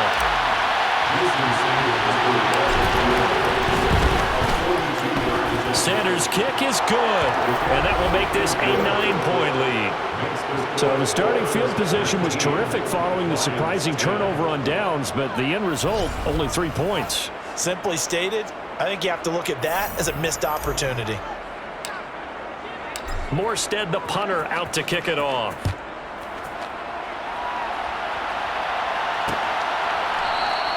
And this will not be brought out. It's a touchback. Now it's the Lions' turn. Trailing in this one now. A little over 20 seconds to go. It's been a struggle to score all day, and now they need to do it twice here late to have a chance. Now Goff. And that will be incomplete with a clock showing 18 seconds now to go. An incomplete pass leads to 2nd and 10 from the 25. Now it's Goff. Pass complete. It's Hockenson. And he's upended at the 33 following a good pickup of 8.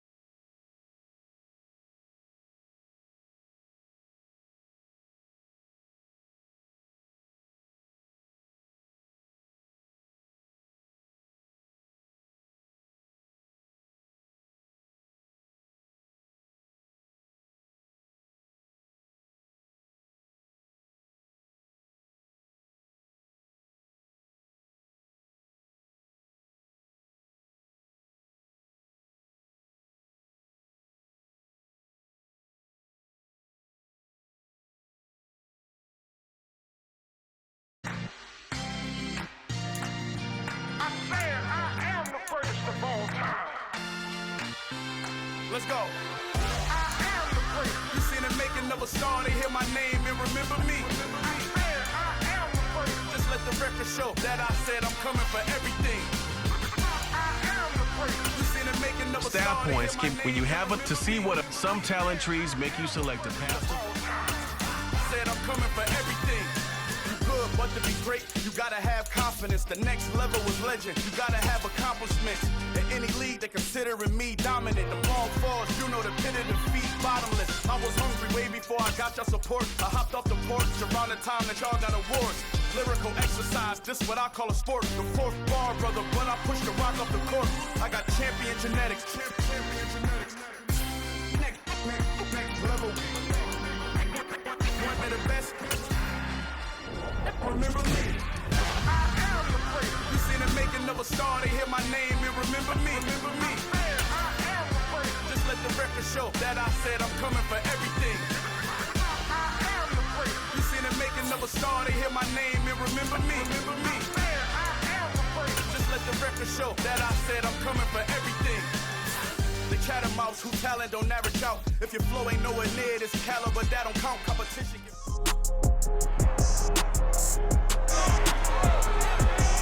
It's week 9 of the 2022 season. And up next is Xavier Howard, who's really putting up incredible numbers all season. 11 interceptions so far. It's the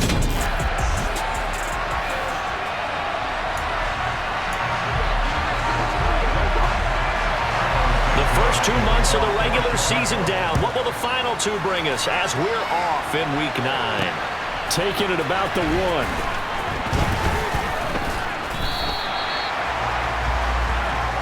Now, Tua Tagovailoa gets set to lead this Dolphins offense for the first time.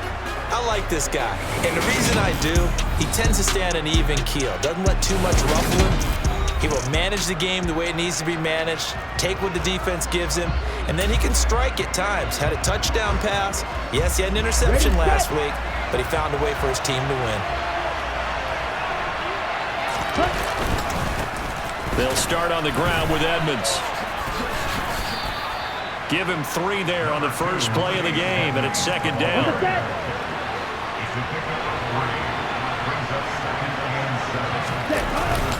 They'll run with Edmonds again. And running room scarce here. He's going to be stopped in his tracks at the line of scrimmage. No gain on the play, and it's going to bring up a 3rd down. All runners count on their eyes to find the gaps and creases, to find open space. There was absolutely none on that one. Totally swallowed up on that play. Throwing is Tagovailoa on 3rd down here. That one caught by Tyreek Hill. And he is going to have the Dolphins first down as they're able to get the 3rd down conversion. Now, he has now hit number 500. Charles, that is his 500th NFL career catch. Definitely worthy of applause, but I remember when 500 meant you were going to the Hall of Fame. Nowadays, in today's football, 500 puts you on the path, a significant number. And he can only manage to get a couple. 2nd and 8 coming up. The last run good for 2. Here's 2nd and 8. Now it runs straight ahead with Edmonds. And the second wave of tacklers is going to get him as they stop him behind the line. They wind up losing a couple there, so they go behind the original line of scrimmage. And now 3rd and 11 coming up. Throwing now is Tagovailoa. He's got him in, complete. And all the way in for a Miami touchdown. Tyreek Hill, his 6th touchdown of the season. And the Dolphins get the upper hand as they're on the board first here this afternoon. They said that they wanted to get him involved early, and what a way to cap their opening drive, Charles. We know he's one of the fastest receivers in the NFL, and he showcased it on that play. And when you have a guy like that, you want to make sure the defense sees him early, right? You want to see how they're going to adjust, how they're going to try and guard him, because they can't replicate his speed in practice unless they've got one of the few guys who are as fast as he is. And all it took was one drive. He burned them, and I don't think it's the last time they call his number in this one. Morstead out now following the touchdown to kick.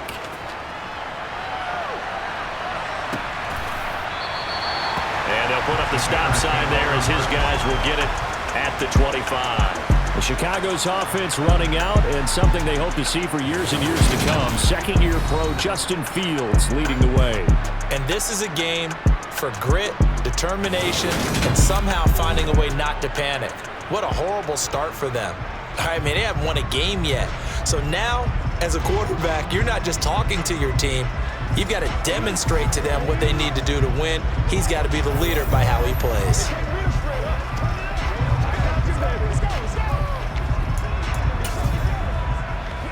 Fields and the Bears now with a 1st and 10 at their 25-yard line.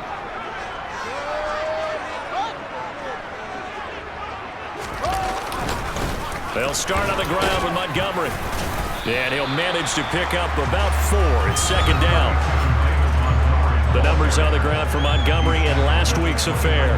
22 carries, 79 yards. And he's hoping to have the same type of game, but he's going up against the #1 defense in the league, and they're very good at fitting the run. So now you've got to think offensive strategy, maybe a little more play action, and try and find some people open. And he's going to have to eat this one as down he goes.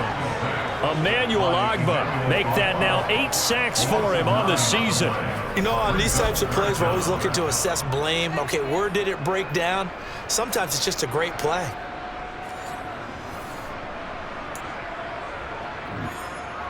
So now following the sack, Fields and the Bears looking at 3rd down and long. Now on 3rd and long, they'll look to throw. That's complete to K.J. Osborne. And a good job defensively. They stopped him short of the 1st at the 32. They'll get 11, but it'll still lead to a 4th down. So on now is the Clemson man, Bradley Pinion, to punt this one away. Back deep is Tyreek Hill. It's taken to the 26. So a solid punt, but also a nice return there of 14 yards. And out will come the offense as they take over. Tyreek Hill making his way back out towards the huddle. It's really been a blistering start to the season for him so far. He's on pace to blow past 1,000 yards. The good receivers, it's interesting, though. You put extra coverage on them, they probably view that as a challenge. All right, I'm going to go after this. You put one guy on them, then they feel disrespected, and they want it to. So how do you cover it? You're exactly right. That's an insult, right? Especially the year that he's having. But I just have to go ahead and I'm not going to insult him.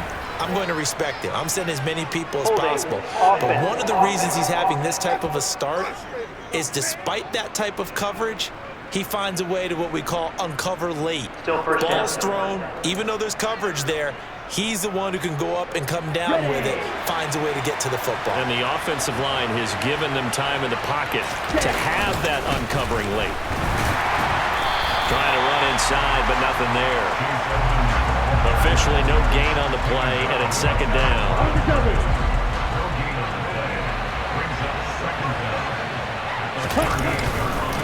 Again, they run with Edmonds. And some room to run now.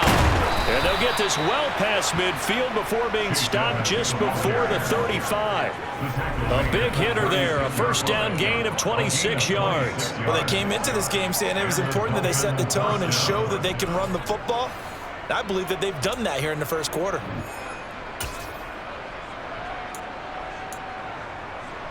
Ready. So into Bear territory now. This is 1st and 10 at the 36. Here's Tagovailoa to throw. Completes it to the tight end, Smythe. And they're going to work this down to about the 32-yard line. I'm wondering if the same thing went through your mind as mine. When I see a big man like that make a catch, all I keep thinking to myself is, big man with football. Look out, everyone. He may not juke you a whole lot, right? He may not run past you because of his size. You're talking about a guy weighing in the 270 range. But, boy, once he gets his mitts on the ball, he's going to be tough to bring down. A really good pickup of 28 yards. And he's over 100 yards now after that last catch. Already, of course, leading the NFL in receiving yardage. So he's done nothing at all to hurt his cause to stay in that spot. But I've been so impressed with how he's gotten it done. Body control, route running. How about the way he competes for the football at the end of the play? And he's going to press this one forward as they stop it right around the one. After 1, 7-0 on EA Sports. It's Dolphins football here as we begin the second quarter. Another shot from the 1 on 2nd and goal.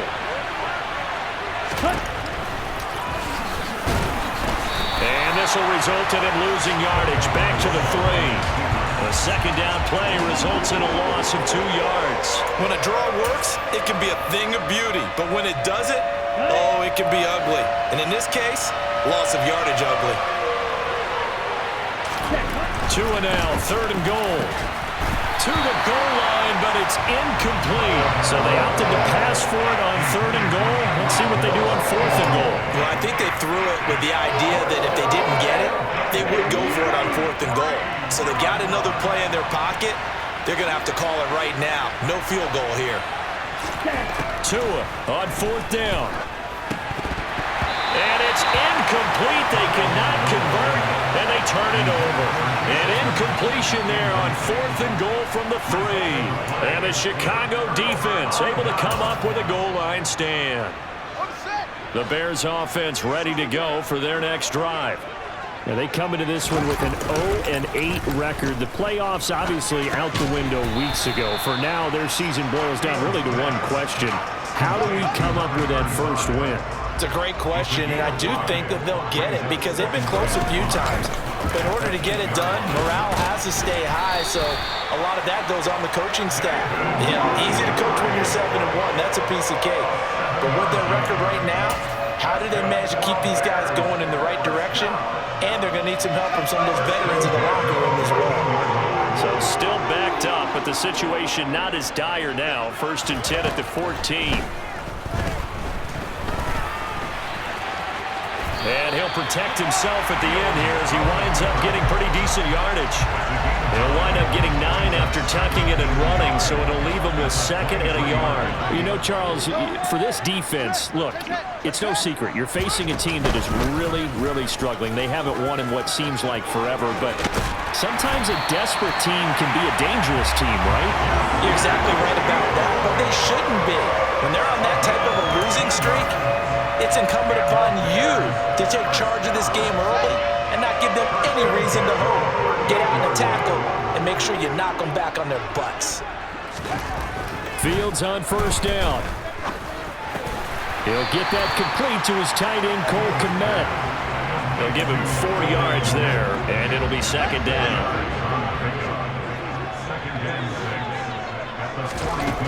To throw is Fields.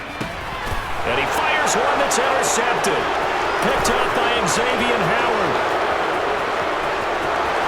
And he will bring it back. It's a pick 6 and a Dolphins touchdown. Well, that's what you get, apparently, when you try to take on a Pro Bowl cornerback. I mean, what a play there to make the interception and also bring it back for 6. And he is so good that we've seen teams absolutely stay away from throwing the ball at him. Here, he's just reading the quarterback's eyes the entire way, makes a great play on the football, and turns it into 6. Sanders on for the extra point. And it's good to make it 14-0. So the defense creating some points, not only getting the interception, but then returning it to the end zone for the pick 6. So they throw the pick 6. They'll get another shot at it now as this one's in the air. And he'll just sit on this one as their drive will start at the 25. Week 9 here in the National Football League. We'll have 9 weeks to go after this. We've got a couple of good matchups in prime time to wrap up the first half of the season. Tonight, Tennessee and KC in the AFC. And then tomorrow night, an interconference matchup. Baltimore and New Orleans from the Superdome. And he'll be out of bounds across the 30-yard line. Here's a 2nd and 2 now from the 33. Off the option, here's Montgomery. And he'll only get a yard to bring up 3rd and 1. I see an extra defensive back on the field. Little surprise here on 3rd and 1. And they'll try and run the option to pick it up. And he will have a first down as they get him to the ground at the 37. He'll grab 3 yards on the play, taking it himself for the first down.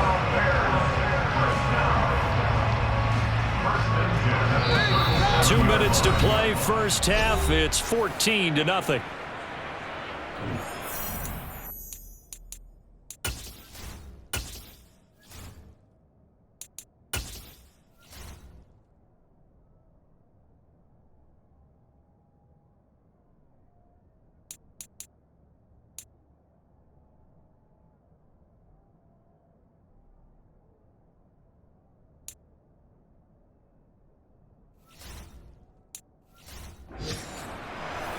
Coming up at halftime, I'll go from one personality, that's you, Charles Davis, to another one in Orlando, the coach.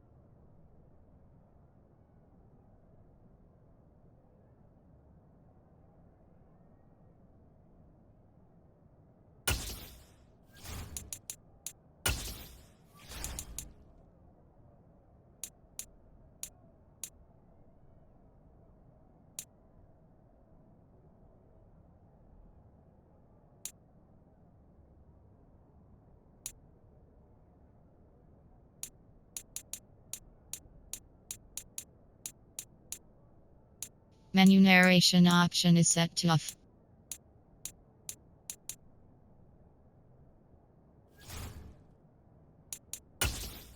Entering settings screen, you have 20 options. Menu narration option is set to off is selected.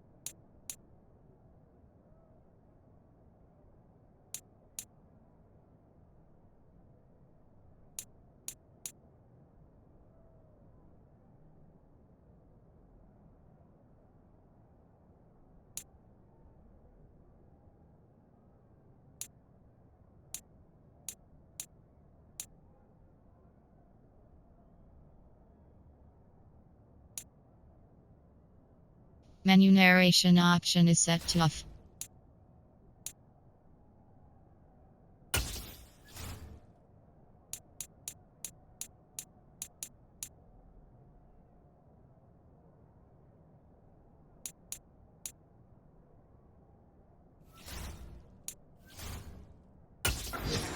Scores from around the NFL. You and Jonathan Coachman both larger than life. No doubt about it. But you're stuck with me in this booth, yes, and he's miles away and smiling. And happy.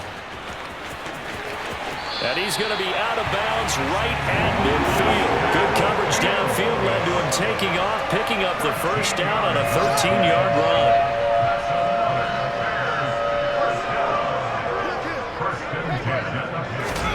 From the 50, here's Fields. Throw caught there by Osborne. And he'll be tackled on the other side of midfield at the 46-yard line. Looking to throw again on second down. Fields. And this will be caught by Mooney. And he'll be brought down inside the 40-yard line. Fields on target to Mooney. First down, Chicago. Now Fields. And his throw is going to be incomplete. Well, they've been back on their heels a little bit here on this drive, but a chance to exhale just a little bit there with incompletion on first down. Now they have to gear up, try and get 2 more stops, and escape this drive. Toward the sideline, and look at that catch. Dragging the toes, and that's going to be a first down. Well done. 18 yards. I believe they buzzed down. They're going to take another look at this play with all reviews coming from the replay official here in the final 2 minutes of the half. Did he keep those feet in bounds? That's the question they've got to decide. And I got to say, watching it in real time, it was awfully close. Yeah, it certainly looked like a heck of a catch because he didn't appear to bobble it, which could complicate things. But even with the benefit of replay, that's pretty tight. Well, here's the call.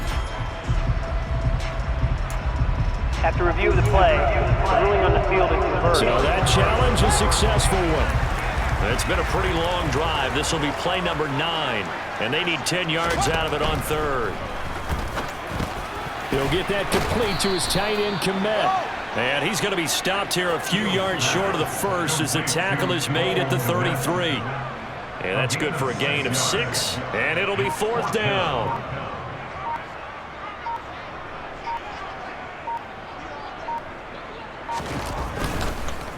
Oh, they get to the football. It's blocked. Now it's scooped up, and this is the big man. Get the oxygen tank ready. 30. 10. And all the way in for a Miami touchdown. A great play there in the final seconds of the first half. And the Dolphins take the blocked field goal and convert it into 6 points. So the problem's really starting to add up now. I mean, they try the field goal in an effort to get a little bit closer, but the block and return make the situation worse. I like what you just said there.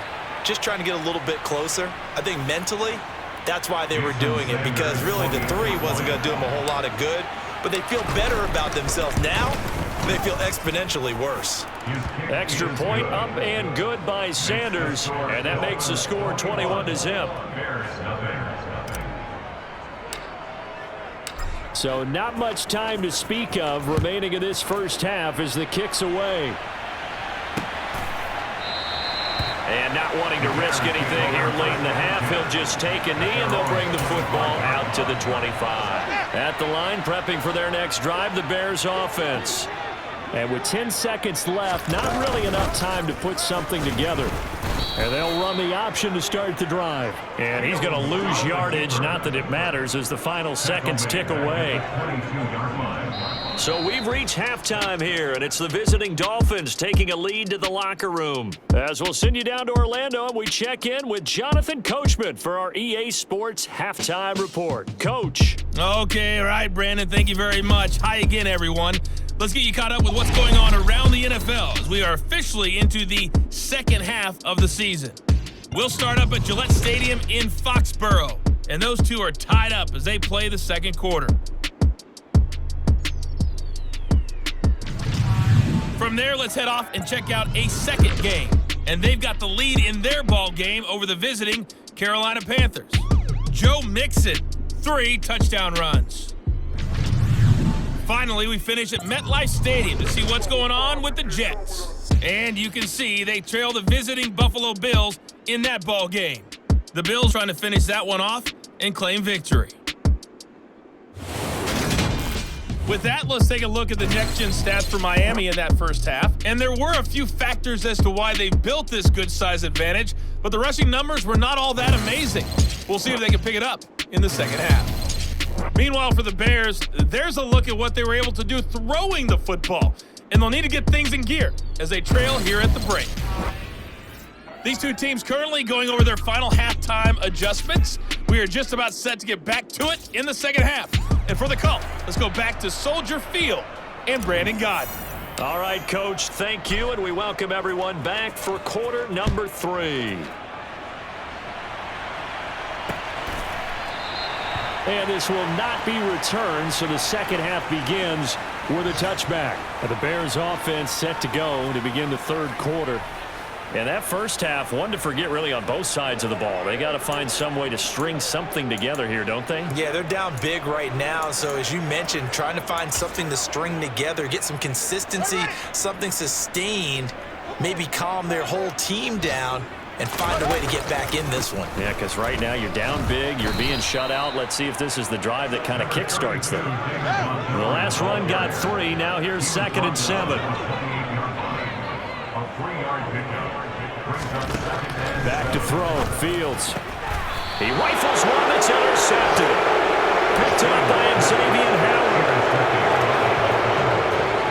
Well, I think everyone who's watching was certainly hoping to see things get a little bit better for them in this half, weren't we? But it was a downright miserable first half. This carried over with an interception to begin the second half. That's a defeated offense right there, and there's still a lot of game left. I don't think that's the last turnover we're going to see today, partner. So now the Dolphins set to take over on offense. They're working on a 4-game winning streak, and they lead this one as well right now as they start 1st and 10.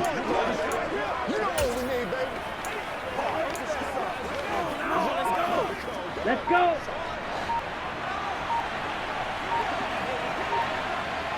Ready.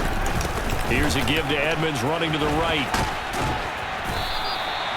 2 yards on the pickup there. It'll be 2nd and 8. Oh, that's a real nice job there by the defensive front. They just engaged and held their ground. But how about the guy who made the play? We often talk about whether they take a good first step or not. Many times you just don't take any step. Just get your feet moving, get your body going, and then once he made the read, he was able to make the play. 49 yards on the ground for him now on 9 carries. Well, you certainly have to give a little credit here because they are playing this game now at their pace. This is ball control football, sustained runs, taking their time and making it work. So 1st and 10, and if they score on this drive, might have to start digging in our second half blowout material. Now here's a look for the end zone, but that one's going to wind up incomplete. Well, partner, I think the defensive fellas got the memo, and they decided to cover him on that play. Yeah, he's already up over 100 yards in this game. They tried a deep shot, couldn't get it. Yeah, when you've had that much success, finally someone said, let's try and put a stop to it and put people on it. Now a 2nd down throw for the end zone, but it's incomplete. Perfect example of the kind of attitude you have to play defensive back in the NFL. You want to be the only defender around, and you want them to challenge you. And on that play, he came through. And now the 3rd down throw incomplete as well. Has to be a little bit of frustration there. Back-to-back incompletions. Receivers blanketed on both attempts, this time on 3rd down. The kick by Sanders is good. And the route is on. It's 24-0.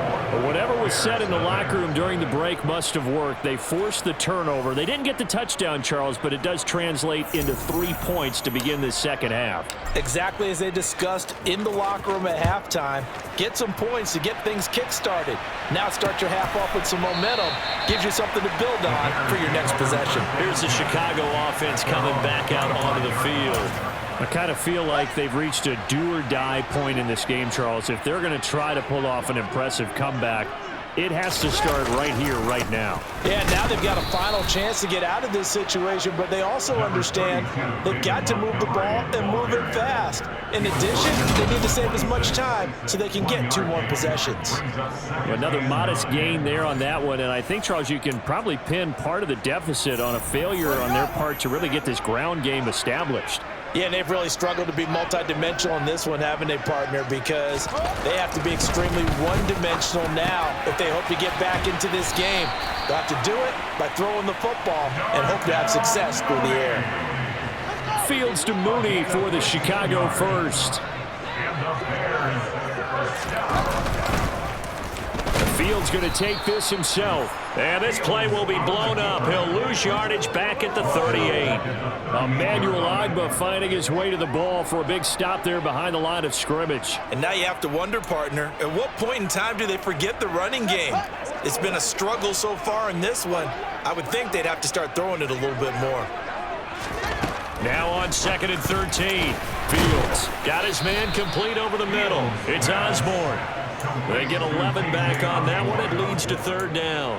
That looked like a pretty good route combination there because you've got to find a way to clear the guy running the drag, because when you do, you just put the ball on him and then let him run. Yeah, he's got some space.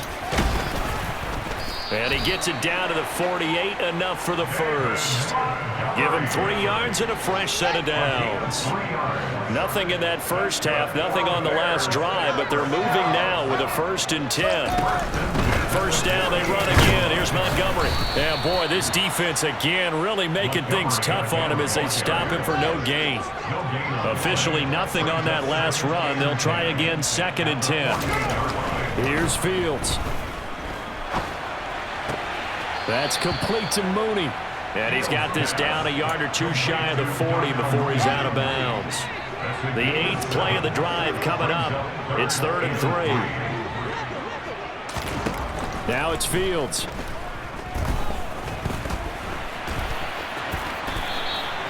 Fields, we know he has the good mobility. He flashes it there as he scrambles for the first down. There he goes, and for good reason.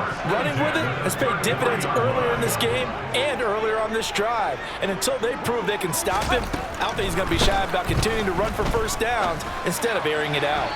Throwing on first down, but this one winds up to be incomplete. Well, partner, they certainly played up to their top 10 defensive ranking this week. They've stifled this opposing offense throughout this game. This contest is now lopsided because of their efforts, and there's still a quarter to go. And he'll get this down to about the 30, 31-yard line. They do get a couple, but they'll be left staring at a 3rd and 8 coming up.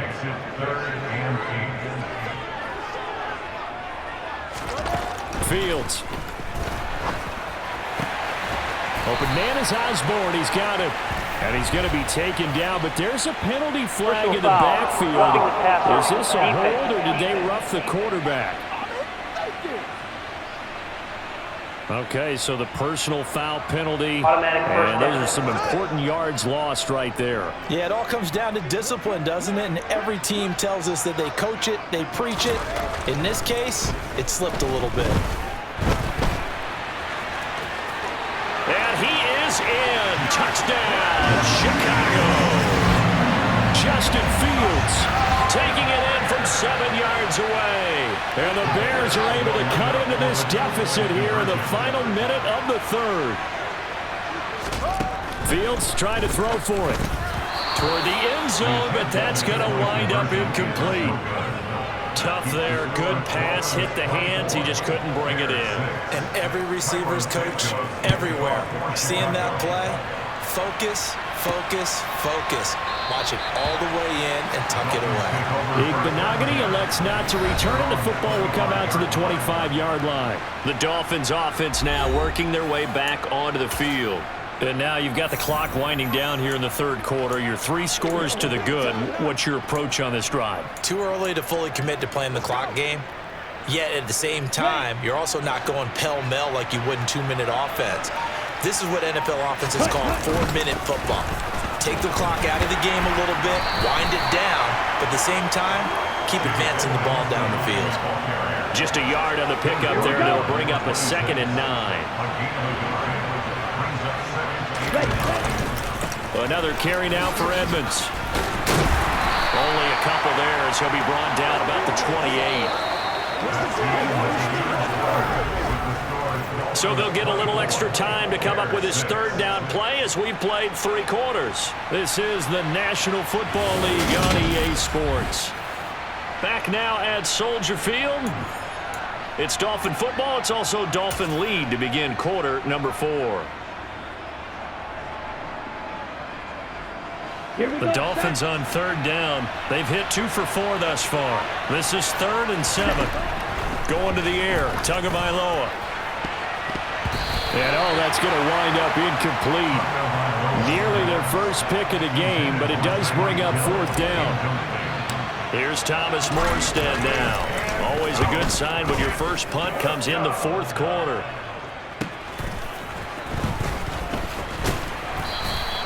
They'll net only 35 here following a 43-yard boot, 8-yard return. And the Bears take over. And now Chicago getting ready to go as they take the field. It's now appearing that this losing streak is going to continue. You know, the coaching staff was confident that this was going to be the game to stem the tide, but that just has not been the case. And now a throw on first down there, but it's incomplete. And that's another play that's painted the picture of this game overall. It's been a blowout. It's been continually fueled by big turnovers and stops for one side and an inability to advance the ball. Fields hit and the ball is loose. And this is picked up by the Dolphins. And this is brought all the way back. A fumble recovery and taken to the house for a Miami touchdown. We know this defense has some playmakers. We saw it right there. Well, really, we've seen it the whole game. Isn't it nice to see that on the opposite side of the ball? Respect, my man, respect. The defensive guys are outscoring their opposing offense. Yeah, they're outscoring them indeed with that score alone.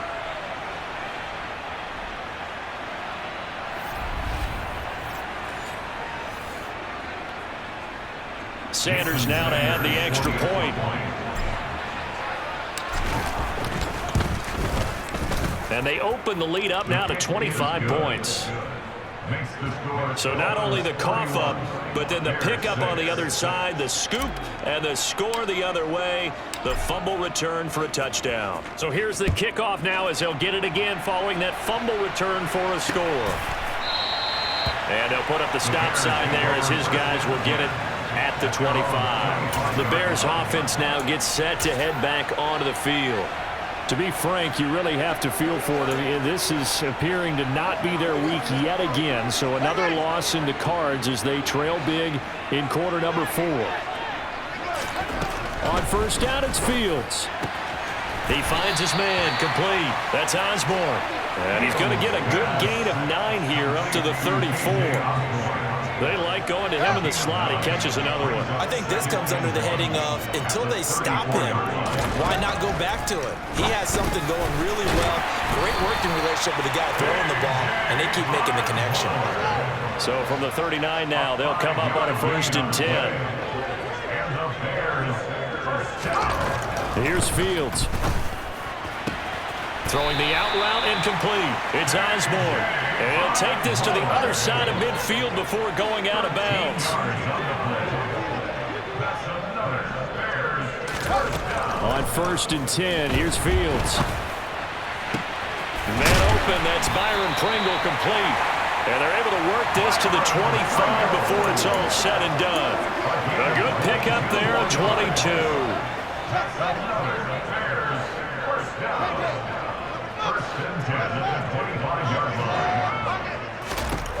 Now a first down throw, Fields. Pressure applied, and he's going to be taken down. They sack him back at the 33-yard line. Dropped for a loss of 7 by multiple defenders. We've seen him escape similar situations earlier in the game and get away for pretty good yardage. At that time, they get him down.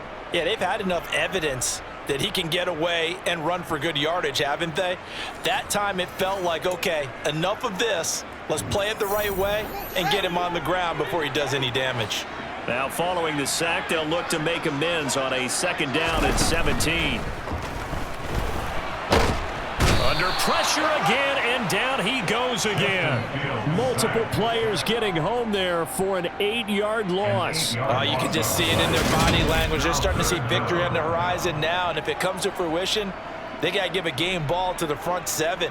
Defensive line has taken charge and controlled this game. Face a challenge of stopping this opposing offense, and they've done so with ease. So now following the sack, Fields and the Bears looking at 3rd down and long. Now on 3rd and long, they'll look to throw. And I think that one might have been intercepted, but he will be ruled out of bounds. So this will go only as incomplete. That's coverage you'd expect to see in a tie game late. Not in a lopsided game like this. They are not letting up. 4th down, Fields has to have this one. And it's incomplete. They cannot convert, and they turn it over. The Bears tried it on 4th down, unable to convert. And the Dolphins defense is able to hold. Well, that's another mistake there on the drop pass on 4th, and we've seen them do things like this all game. It's not hard to figure out why they're down by that deficit. They haven't made plays that are going to keep them in the game or win the game all game long. That's another example right there. It all boils down at the end of it to execution. Either you make the play or you don't. They'll lose a yard there, and it's 2nd and 11. Well, they sent the power set out there, and their job is to be man-on-man and move people so they can run the football. But that time, too many men didn't get moved in the box defensively. They end up throwing it for a loss. So the completion results there in 9 yards. And now 2 yards to go on 3rd down. Let's not quibble about the gain there on 2nd down. That was a positive play because that was a take-what-you-can-get situation. Got out to the tight end. Now it gives them a much better opportunity to convert on 3rd down. Trying to pick it up on the ground with Edmonds. Only a pickup of 2, but that's all they needed for the first. Just 2 minutes remaining here in the 4th quarter of what has been a one-sided affair.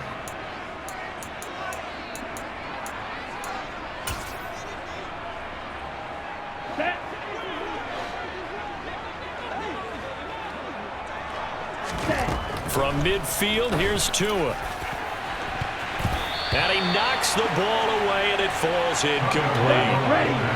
An incomplete pass on 1st down. That leads to a 2nd and 10. That one looks like he'll throw here.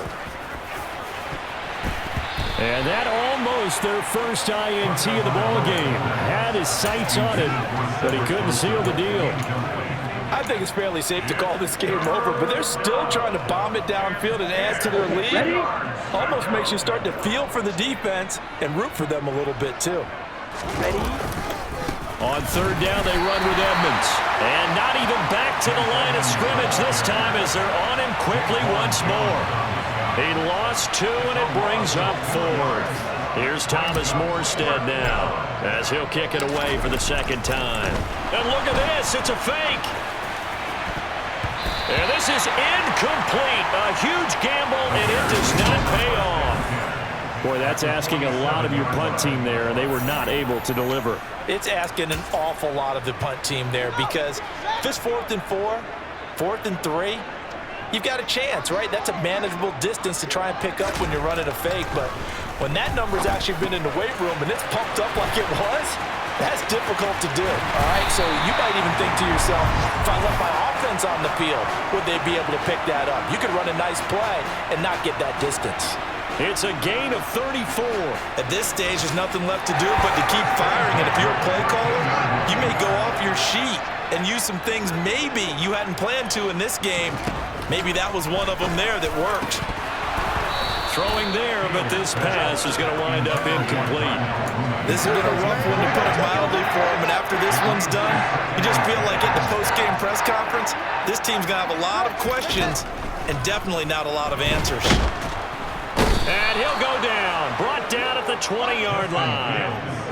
Now you've got to hustle your guys to the line and get them set. Buying time to his left.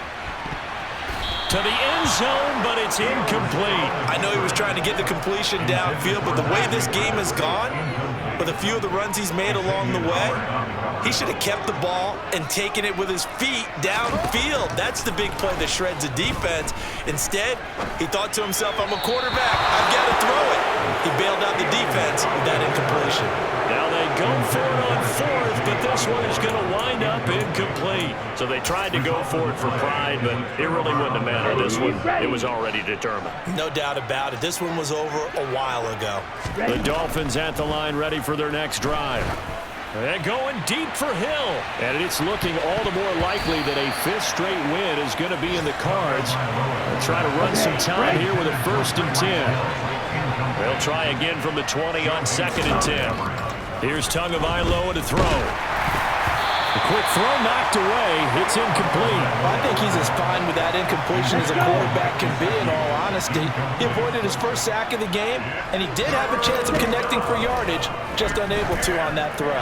He's going to float this one deep right side, and it's incomplete. They're still throwing to the very end, but now this game is over. So a victory here for the Miami Dolphins. And we talk so much about the turnover battle, determining who wins, who loses. This game, no exception. Air-free football, no turnovers at all, and they win it. So this is one you don't have to convince your team that what you're saying is accurate. And you know what I'm talking about. Head coach always stands up in front of the team and says, guys, if we do this, this, and this, we'll win. And usually they say if we win the turnover battle, we'll win. Well, here's the proof right there. Win the turnover battle, go on to victory. Now the guys believe